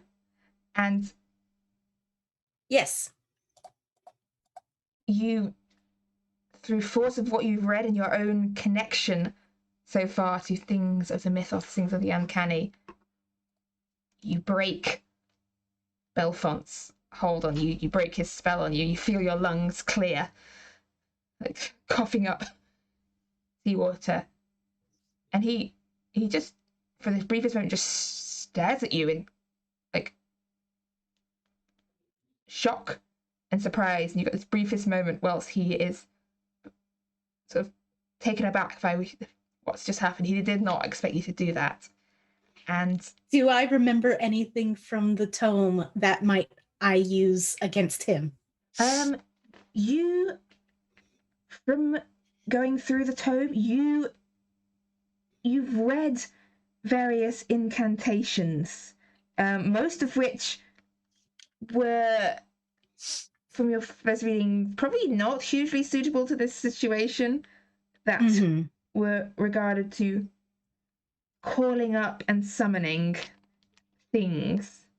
But they're, I'll say, without the tome to hand, you don't have it like memorized, so you'd have like in this moment, like if you had the book to hand, definitely yes, but currently no. Okay, then in that case, I'm going to take his moment of surprise and shock and hightail it through the door out and as quickly as possible. I will lift my skirts above my knees in this case and actually run. Okay. And while they're distracted, could I run the other way? Yeah. So, I believe, so Maddie, you weren't heading into the hall where you came in, you're heading into... I'm heading through the second door. Yeah, okay. That's not the hidden door, to try to use that room to get to the hallway. Okay, so Maddie heads out one door into what appears to be a dining room. Irene heads out into the hall, and you're both legging it through the house. Are you attempting to get out to the front of the house where the carriage is, or out to the back of the house where your friends went? Out to I the back think of the I'm- house. That's where I'm going. I will just try to make it out of the house, whichever way it goes, because there's going to eventually be a way to the front of the house. Okay, so as you're both running through the house, I'm going to ask, you know what, both of me make me a luck roll, each of you. Let's see if you're lucky or unlucky in tonight's flight out the house. Oh, wow. We both got hard luck. All right. So, Sweet. dodging through rooms, through doors, you, like weaving around like vases and things, you make it out into the dark outside the house without coming across any of you. You hear shouts in the house behind you. You hear Bellfont's voice calling out, "Stop them! Find them! They must not leave the estate!" Do we see our it's the full moon now. It's the full moonlight, and as you both exit out onto the back lawn, sort of up on this terrace of the rose gardens, what you see is like this lawn bathed in moonlight, and further down you see what appear to be 3 cloaked figures dragging behind them 2 other figures across from the edge of the lawn into the tree line. Into the tree line. Into the tree line down by the water. I want to I am going to assume those are Mr. Porter and Detective Shaw. Mm-hmm. So I'm going to go after them. Okay. Same. Down across the lawn. So are you... I take in this run, I actually am actively trying to remove my outer skirts. like Because it will just be easier. Okay, so shedding outer skirts as you hurry across the lawn. And are you just running across the lawn, or are you making any attempt to, like, is it just a run and dash plan here? What's the move? Yeah. Well, we're across the lawn. There's no really hiding paces, right? Not if you edge it around. Basically, if you take the long way around, like the hedges and the edge, you're more covered. If you run across the main lawn, it's faster but much more exposed. Then I will edge across the hedge. I'm going straight for it. I'm worried about my friends. Okay. Maddie, give me a stealth roll. Irene, you're catching up much faster. And at this point, Lottie and Maxwell, you're both, your senses are, you kind of drift, you're like, your senses are disturbed. Everything's like, sounds around you sort of sound almost far away, as though you're deep underwater, but you're sort of coming to consciousness, and your hands are tied and you're being dragged across the lawn. It's not very comfortably. As you reach the edge of the lawn and feel like branches and sticks underneath you as you're dragged into the undergrowth. And then you hear a shout of surprise, and I'd like both of you to make me a luck roll here, please. Lottie and Maxwell.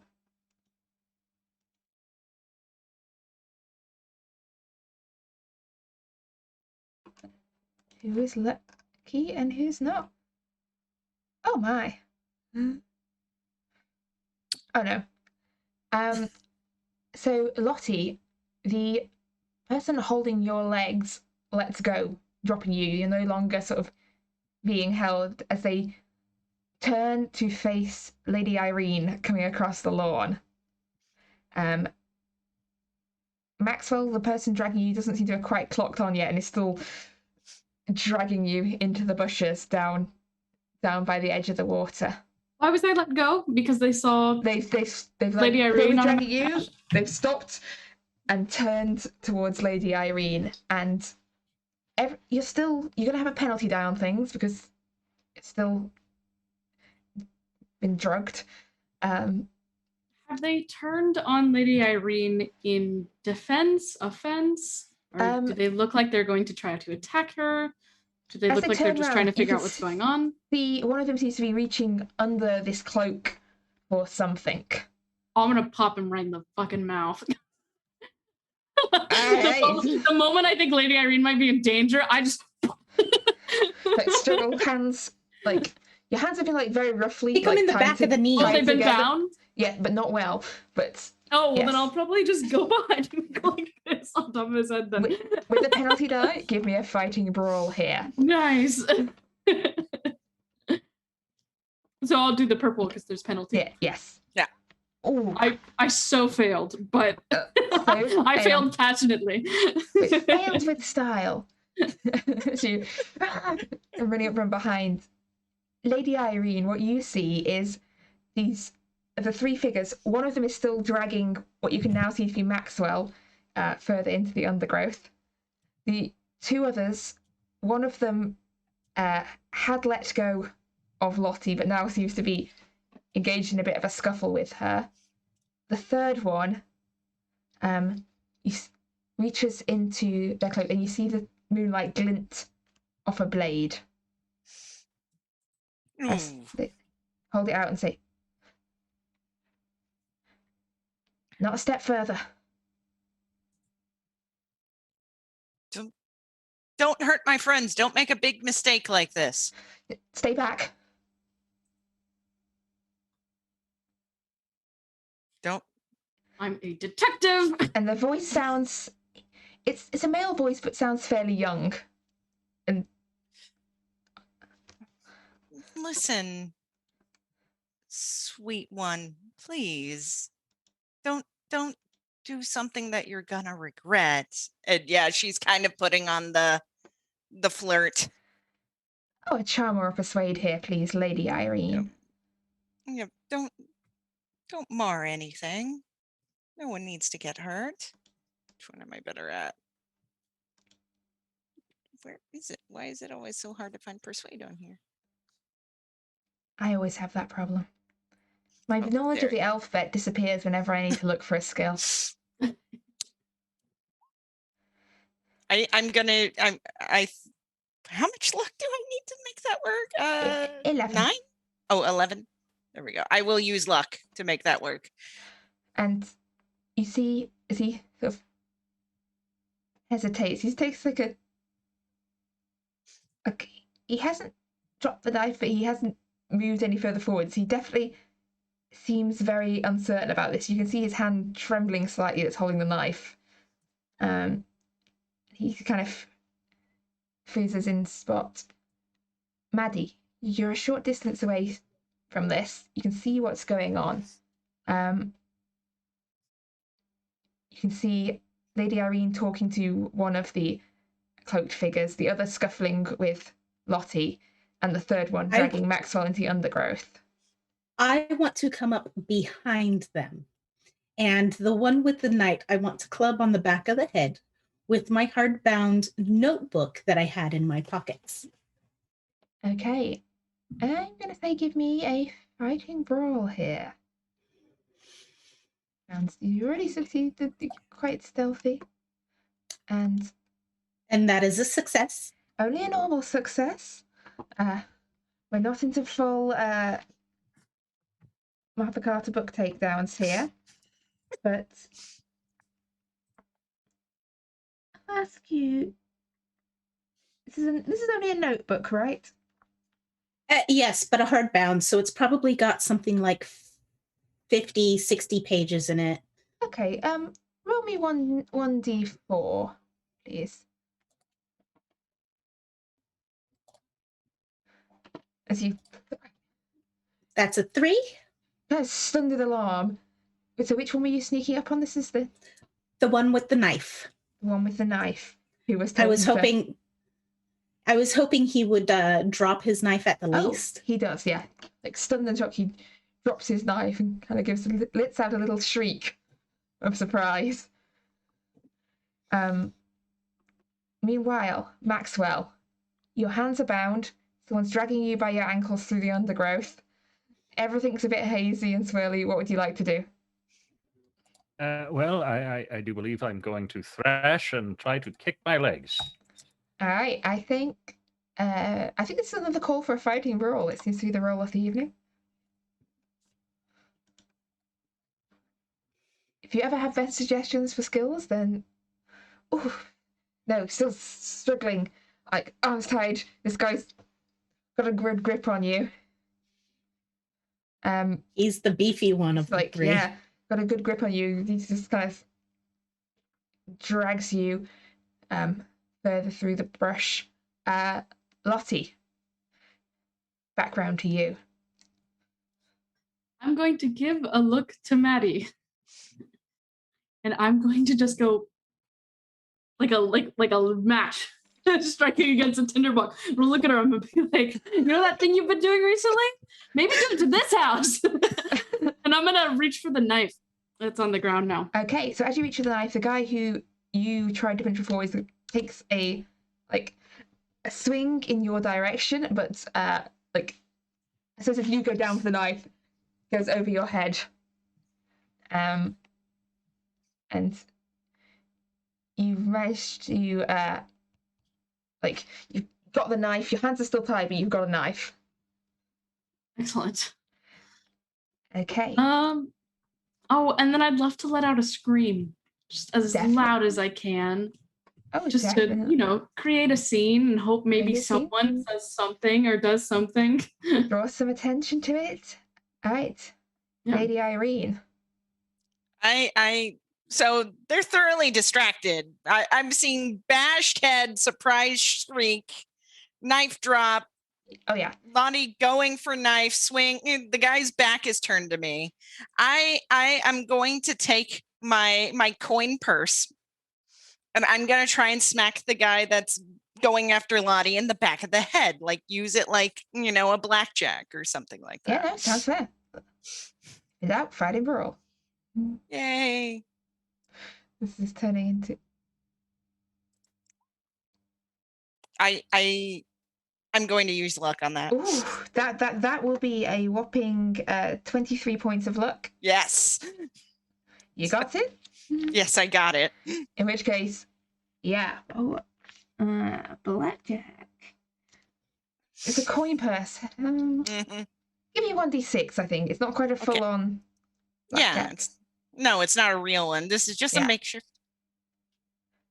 Oof. A thud, though, as it hits him around the head.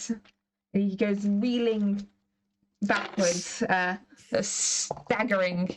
Still on his feet, but looks like dazed by this. So he's dazed. The other guy has dropped his knife and is sort of like withdrawing backwards. And the third guy has Maxwell. Maddie.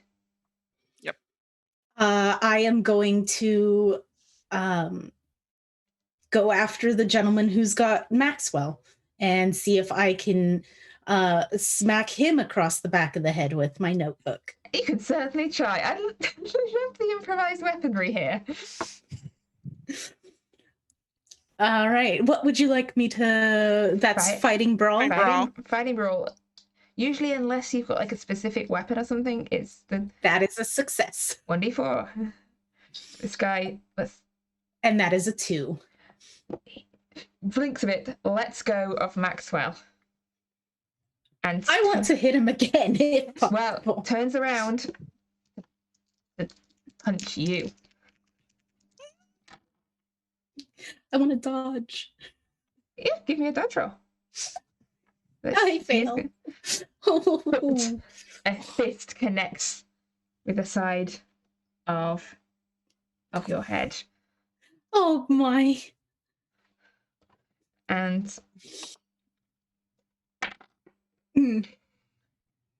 that is 4 points of damage. 4 points. Okay, that brings me down to 1. And I think I'm going to ask for a con roll for you here, as you, like, as he hits you. That's a fail. Fist connect with the Luck. You got 5 points of luck. Oh, yes, luck. you, like staggering backwards. You manage to maintain consciousness down your feet, but you can feel blood running down the side of your head again. It's definitely reopened the stitches. Yep, The stitches have burst. How much luck? That is 5. It's 55 versus 50. Oh, okay. It's just a difference between the two numbers. Yeah. Okay. All right. All right. So I'm still conscious, but I've got still the blood. conscious. You've got blood running down the back of your neck, and last but not least, Maxwell. As this scuffle goes down. Yes, I do believe I'm going to have to leap to my feet if I can, and try to ram him with my shoulder, because I certainly don't want Miss Maddie to be, Oh yeah, give me I say, if in doubt, fighting brawl here. As this scuffling, oof. No, he kind of butts into you, like you're unsteady on your feet. He's much beefier than the other guys. This one, he's solidly built.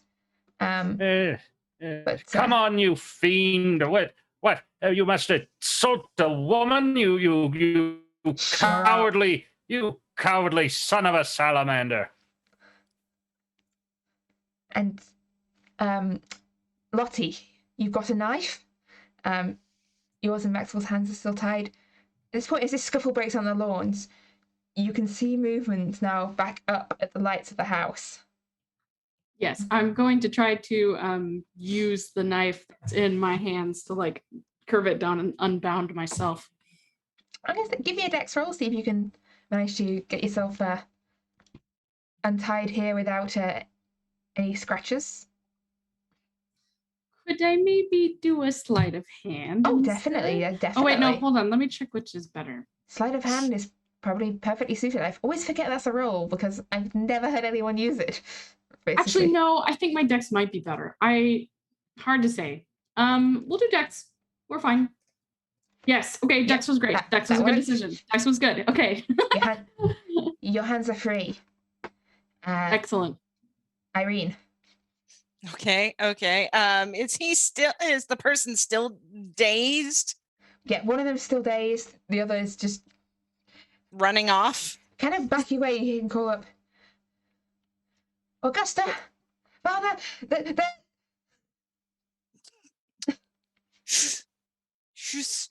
He shushes. I'm going to. But yeah, the third guy is still on his feet, like. Is he distracted with Maxwell? Yes. So back turned to me again. Yeah, I'm gonna go smack him in the head with my coin purse. We're gonna try this again. Yes. I think we've established that you're carrying around, like, I don't know, 30 guineas worth of small change. Something ridiculous.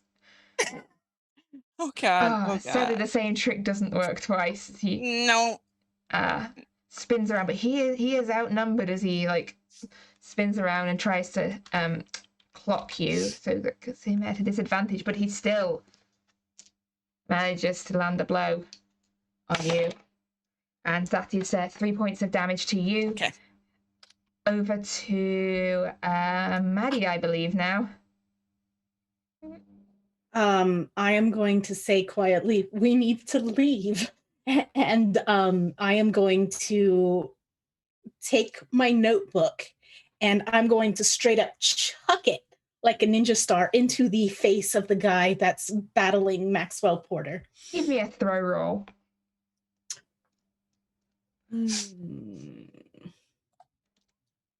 Ooh, not quite.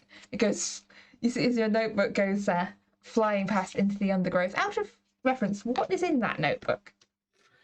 It was a new notebook, maybe with my name in it. I was going to use it to take notes tonight. It just has like dates and like Bellfont house and this. Yeah, that's it. All right. So, and I think Maxwell butting up against this guy. He's now spun around from you to punch Lady Irene. Well, I suppose I will try to seize up a stick from the ground and dissuade him from continuing to attack Lady Irene. Go for it. Go for it. This guy is getting more and more surrounded. Oh dear me! You're not a fighter. You're this. Yeah. No. No. The stick flails over this guy's head as over to Lottie. By now, you can definitely see there's figures running down from the main house. Where is Bellfont? I recognize. Probably from the sounds of the voices coming down from the main house. Great. All right. I will be first line of defense against the people coming down from the house. So I will try to maneuver myself in such a way that But they're still up at the top of the garden. You're down on the lawns, yes. So where they're not here yet. Okay. And so you've still got one guy here, he just. So there's one guy that's still. How many guys were there? There were three. There's three. One's still fighting. One is crouched on the ground with his head handling his head where he got severely clocked, and the other one was running back towards the group that was joining the house, and now is kind of just stopped halfway, dithering. Great. So I assume that everybody, Lady Irene, Mr. Porter, and Miss Carter they've got the one person handed. So I'm going to kind of take an intimidating stance. I'm just gonna stand as detectively as I can. I'm sure I've got a badge on me, and I'll basically hold up my badge and a gun. I've got a small gun that I keep with me. I don't know if it would even be. Give me an intimidate roll because it doesn't matter if it's loaded. And so I'm just kind of standing there with my badge and my gun pointed out them, and I'm just kind of the first person they'll see if they run down here and try to continue to fight us. Give me an intimidate roll here. Let's. Basically, if you come down here, I'm armed. And I'm not messing around and I'm anymore. not going to give you a penalty on this because, even though you're slightly unsteady on your feet, you've got a gun. And by my inebriated state / maybe drugged state. You're drugged and also have had 3 large glasses of brandy. It's a combination. Yeah. Still failed. I'll spend points for that for sure. If you've got 36 points of luck, I do. I'll spend them. Okay, so we'll get to that. Well, actually, as you see at the front of the group, come down from the house, Bellfont, and he stops as he sees you pointing the gun. He goes, "Hey, Miss Short, don't do anything you will regret." I believe you have already done things that you are going to regret. I don't think you are in the position to advise me to do otherwise. Now. Unless these three trying to attack and drag my friends are not of your company. Well, he points towards the guy who is reaching out to take another swing, and the guy that kind of stops.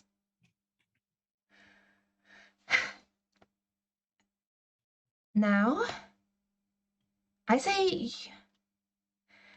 lower the gun and perhaps we can talk out this misunderstanding amicably.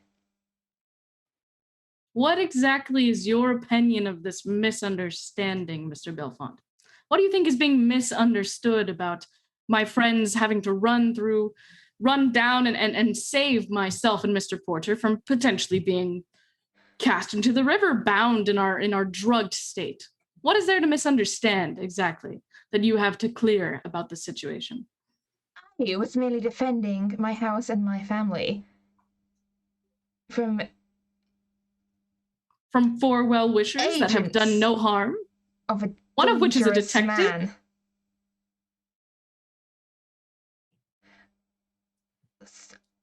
as far as I see it, Sir John somehow persuaded you to come here, sent you armed with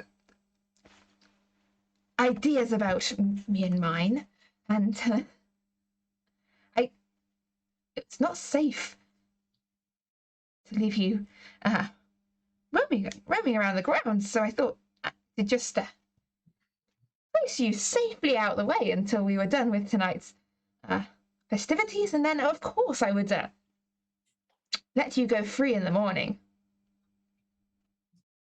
Says the man who said that we were a gift to settle things between the two of you. Well, I never said that. You're talking That nonsense. That is what you've said. What's Let us go home. Miss Shaw, she is talking utter nonsense. Do you know Dr. Moss? Never heard of him. Do you know of a plant you gave to Dr. Moss? Never heard of the man, so I clearly haven't heard of a plant I gave him. I'll psychoanalyze that. Oh, give me a psychology roll. Someone doing this man. Gosh, I'm losing my mind. Maybe you'll get to your guesswork. I'm spending more luck. It's fine. We're fine. It's fine. Oh God, if you've got the luck. I do. That's 17. Yeah. This you can see almost the cogs doing behind his like he's kind of talking and talking. You can see like out the corner of his eye, he's sort of clocking the positions of like his people, trying to like keep a tally of the situation. Like he's stalling and he's bullshitting. Like I'm gonna shoot him. He's just talking. I'm gonna shoot him. I'm just gonna shoot him. I'm gonna shoot him in the foot. Give me a fire. I'm over it. I'm over it. I'm drunk. I'm drugged. I'm shooting him in the foot. Jerry Springer all over again. Some That's episodes are amazing. punchier than others. This is the finale. And the gunshot Hard success. goes Yeah, off. I'm aiming right for the foot, so I'm not hoping to Yeah. maim or kill, but I'm just trying to get it to I where mean, he- definitely maim. Yeah. As the gunshot rings out. How does this work? Do I do damage? Yes, What do I- yes, you do. Ooh. Hang on, let me. Oh, not looked at guns for a good while. It's just a handgun. I don't even know if I have a specification of the type. Yeah. It's just Probably should get it for your sheet. a for standard the for- future. yes. It just Oh. kind of what the Oh. standard would be of You think police and standard detectives of the handguns time. Are easy. You've not seen the length of the weapon. Oh, you can't see it because of my camera. But the We length. can't see anything. It's can't even massive. see it. Yes. But the length of the weapons table in this book covers like 4 pages. Let's say 1d6 for now. Seeing as this is hanging to Wow. the ghost. Yes? While this is all going on, Irene is trying to plot for escape. There's got to be some gate to get out of the garden somewhere. I think I rolled a 1, but that's okay. I'm just trying to aiming at his foot. I'm just trying to upset him and demobilize him. Yeah, give me a spot hidden here, Irene, for how good an Okay. exit you can spot. Ah! I'm gonna I- think to go over the fence. That's what I'm thinking. Right into the water. Yes. You know, there's a jetty at the end with a boat. I also You've seen a want boat to tied up look. at the end of a jetty. Clearly, the best way. I also want to look for a way out of this situation Yeah, for all 4 of us. Yeah, give me a spot hidden. Give me a spot hidden. That's a hard success. You clock over, you see path down to jetty, you think, no, water, bad. Yeah. Scan on a little further, and you can see there is a side gate. You can just see it off behind a particularly lovely rose bush, not that far from you. Side gate leading out of this garden. Okay. Lady Irene is near me, I believe. Yeah. I'm going to tug on her arm and point at the gate and do the same to Mr. Porter.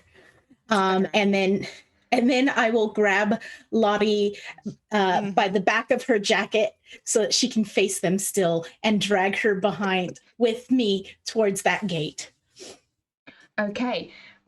So there's this moment of like the gunshot rings out, like jackets are being grabbed. Bellfont drops the lantern he was holding. You see it crashes on the splinters on the ground. You hear a woman's voice you recognize as Augusta's going, "Daddy, Daddy!" As she like runs toward him. I'm fine. Someone, for God's sake, stop them. And a question in that second moment: are you running or staying? What's each of you do? Maxwell, you raise the hand. By any point of chance, do we happen to be near this obelisk, or at least is it in the direction that we would be running? The obelisk is down to the water, down to the jetty, down by the jetty. I think I may have to divert in that direction while the others run. Otherwise, our venture here would be for nothing. Mm-hmm. Okay, so you're running for the jetty and the obelisk. I'm running for the rose gate. Yeah. You're running for the rose gate? And I want to take that around to the front of the house and grab the carriage that we came in. Okay. And depending on how successful that is, maybe meet on the other side of the river.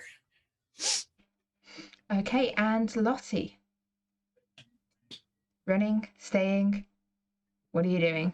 Is everyone else running? It looks... I've got you by the back of the jacket, so yes. You've got me. Whatever. I've got you by the back of the jacket. It's your choice on whether or not you wrench free of me and do what you want, or go with. You're badly injured, are you not? I am very badly injured. Great. If I could, all Detective is like being an action star right now. She's having the time of her life. So she'll go ahead and just shoot another shot, preferably up, like just to the sky as like a warning shot, a sign of distress. Yeah, you don't need to roll for a warning shot. Great. The sky's and then very big, you can't miss it. I will. Great. I will spin. Yes. Bullet land after. That's for them to worry. I'll shoot it slightly towards them into the sky. So if it falls down, it's gonna fall on them or at the house. But I'll go ahead and spin around actually and pick you up and run with you. Okay. Oh. So as the three of you run towards the gate exit,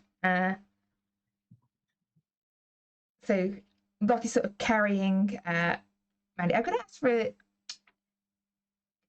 a strength roll from Lottie here to see how much she's sort of slowed down here by having to carry another person. I wouldn't let her fully pick me up. I'd probably let her just put her arm around my shoulders for balance. So I failed, so that's about all I'm gonna be able to do. You kind of like try and haul her up. You're not providing that much help. It's more of an action of camaraderie than it is of actual support and strength. Luckily, you're all pretty fast on your feet. Lottie actually being the slowest runner of the group of you, based on your move rate. So Lottie's sort of at the back Lottie with Maddie supporting Maddie at the back, Irene at the front as you head out towards this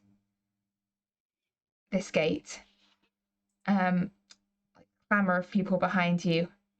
We'll get back to you three in a moment, but because currently Maxwell is plunging through undergrowth towards the looming shape of a stone obelisk that rises from the bank of the Thames. And the chaos behind you seems mostly focused on the ladies heading for the gate. But yeah, you can see ahead of you this stone obelisk, and around it an area of cleared ground where people have hacked back the undergrowth, cut down trees. Only like probably about 10 feet around. You can also see that they've clearly cleared the ground leading between the obelisk and this little jetty that sticks out into the Thames where there's a rowboat tied up. And down here amidst the trees, it's much darker. There's only sort of patches of moonlight coming down. And yeah, this obelisk stands slightly at an angle. It's not a very massive obelisk, and it's not on very steady ground. It's quite damp, slightly almost marshy ground beneath your feet.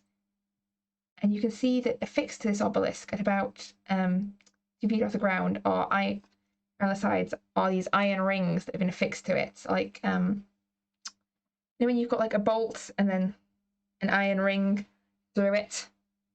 4 of those around the base of this obelisk. In the darkness, I suppose I can't make out very many details other than this. If you get closer, you can see it's got carvings on it. It's got imagery carved into its faces. I would like to get close and do my best to make out these images. I may even touch the obelisk just to see if I can feel the shape of the hieroglyphics if I cannot see them.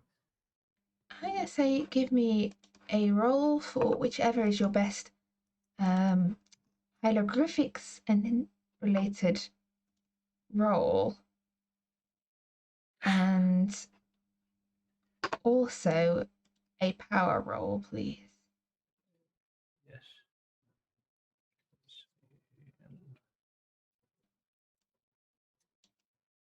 Fail both.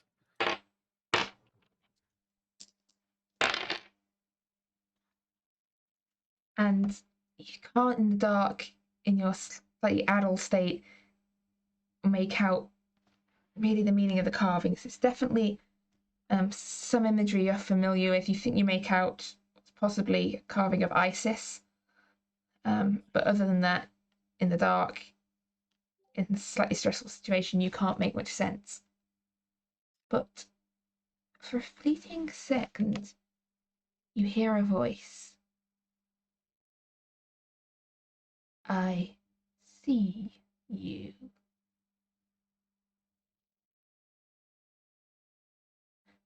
But there's no one there.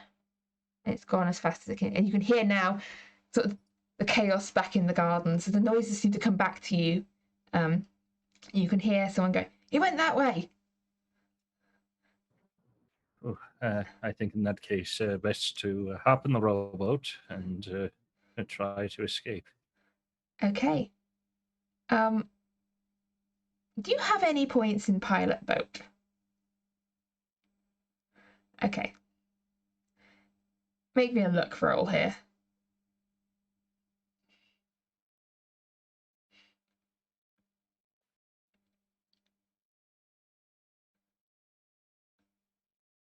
I'm sorry, luck.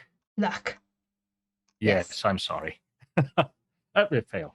Okay. So, yeah, you clamber into this boat, like fumbling to untie it from the jetty, grab the oars. So if you push it, like, you don't really know what you're doing on a rowing boat, and the water is like surprisingly fast flowing. And oh, there goes the oars. Splash. And now you are in this small rowing boat. You are floating down the Thames. And you don't really have much control over it.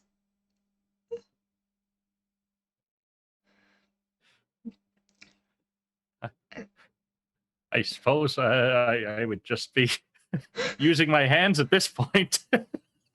Anything to try to get away from this. And I think based on what you just experienced with the obelisk, the rush through the gardens, this chaotic situation, I am going to ask for a sanity roll here, as the delayed shock of everything that's just occurred kind of rushes back. Oh, you've been through worse.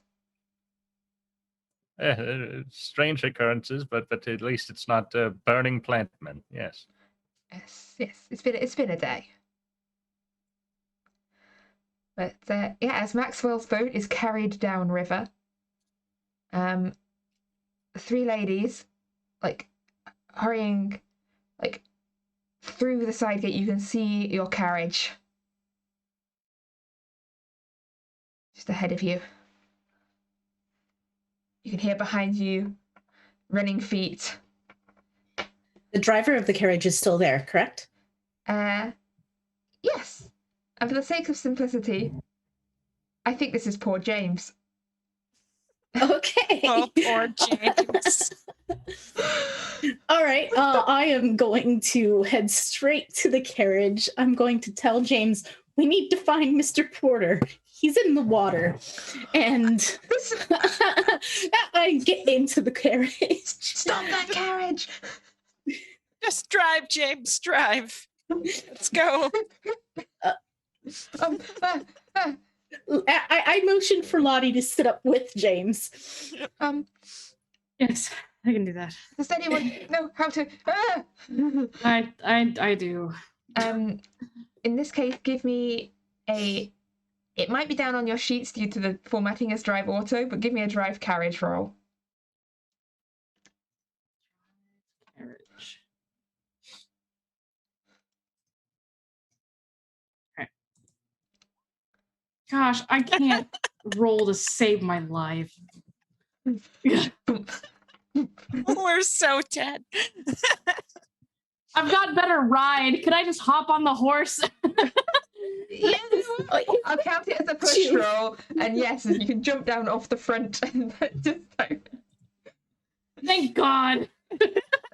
Yeah, so I try to pick up the reins and the horse like just goes a weird way and doesn't listen to me, and I'm like, fuck. I just hop down and get on the horse and go, yeah. I'm staring out the window at this, and Irene is just odd. As the carriage rattles chaotically off onto the main road, out of Richmond and off Bellfont's property. I need to Porter. I take whatever fabric I can find. I probably ripped some petticoats and I just try to stop the bleeding again. And yeah, you're not feeling great. And I lay down on the seat. The tonic's in my coat. And I left my coat in the carriage. So I just yell that back at you.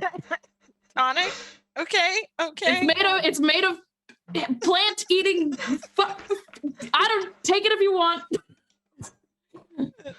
Maddie, do you No. want some? No, let's be done with this. I need a holiday. A long holiday? A long holiday. We need to find Mr. Porter and all of us take a long holiday.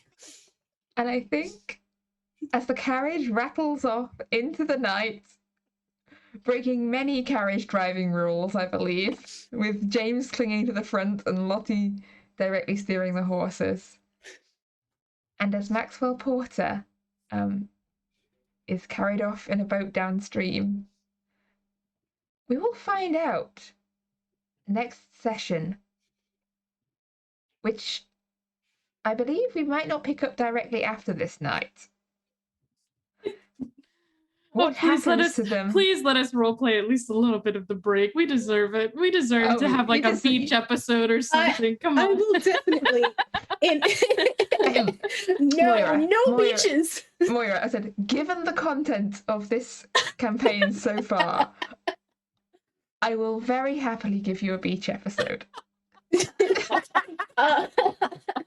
I am going to, in my state, laying down inside of the carriage, offer an invitation to Irene to forward on to Detective Shaw.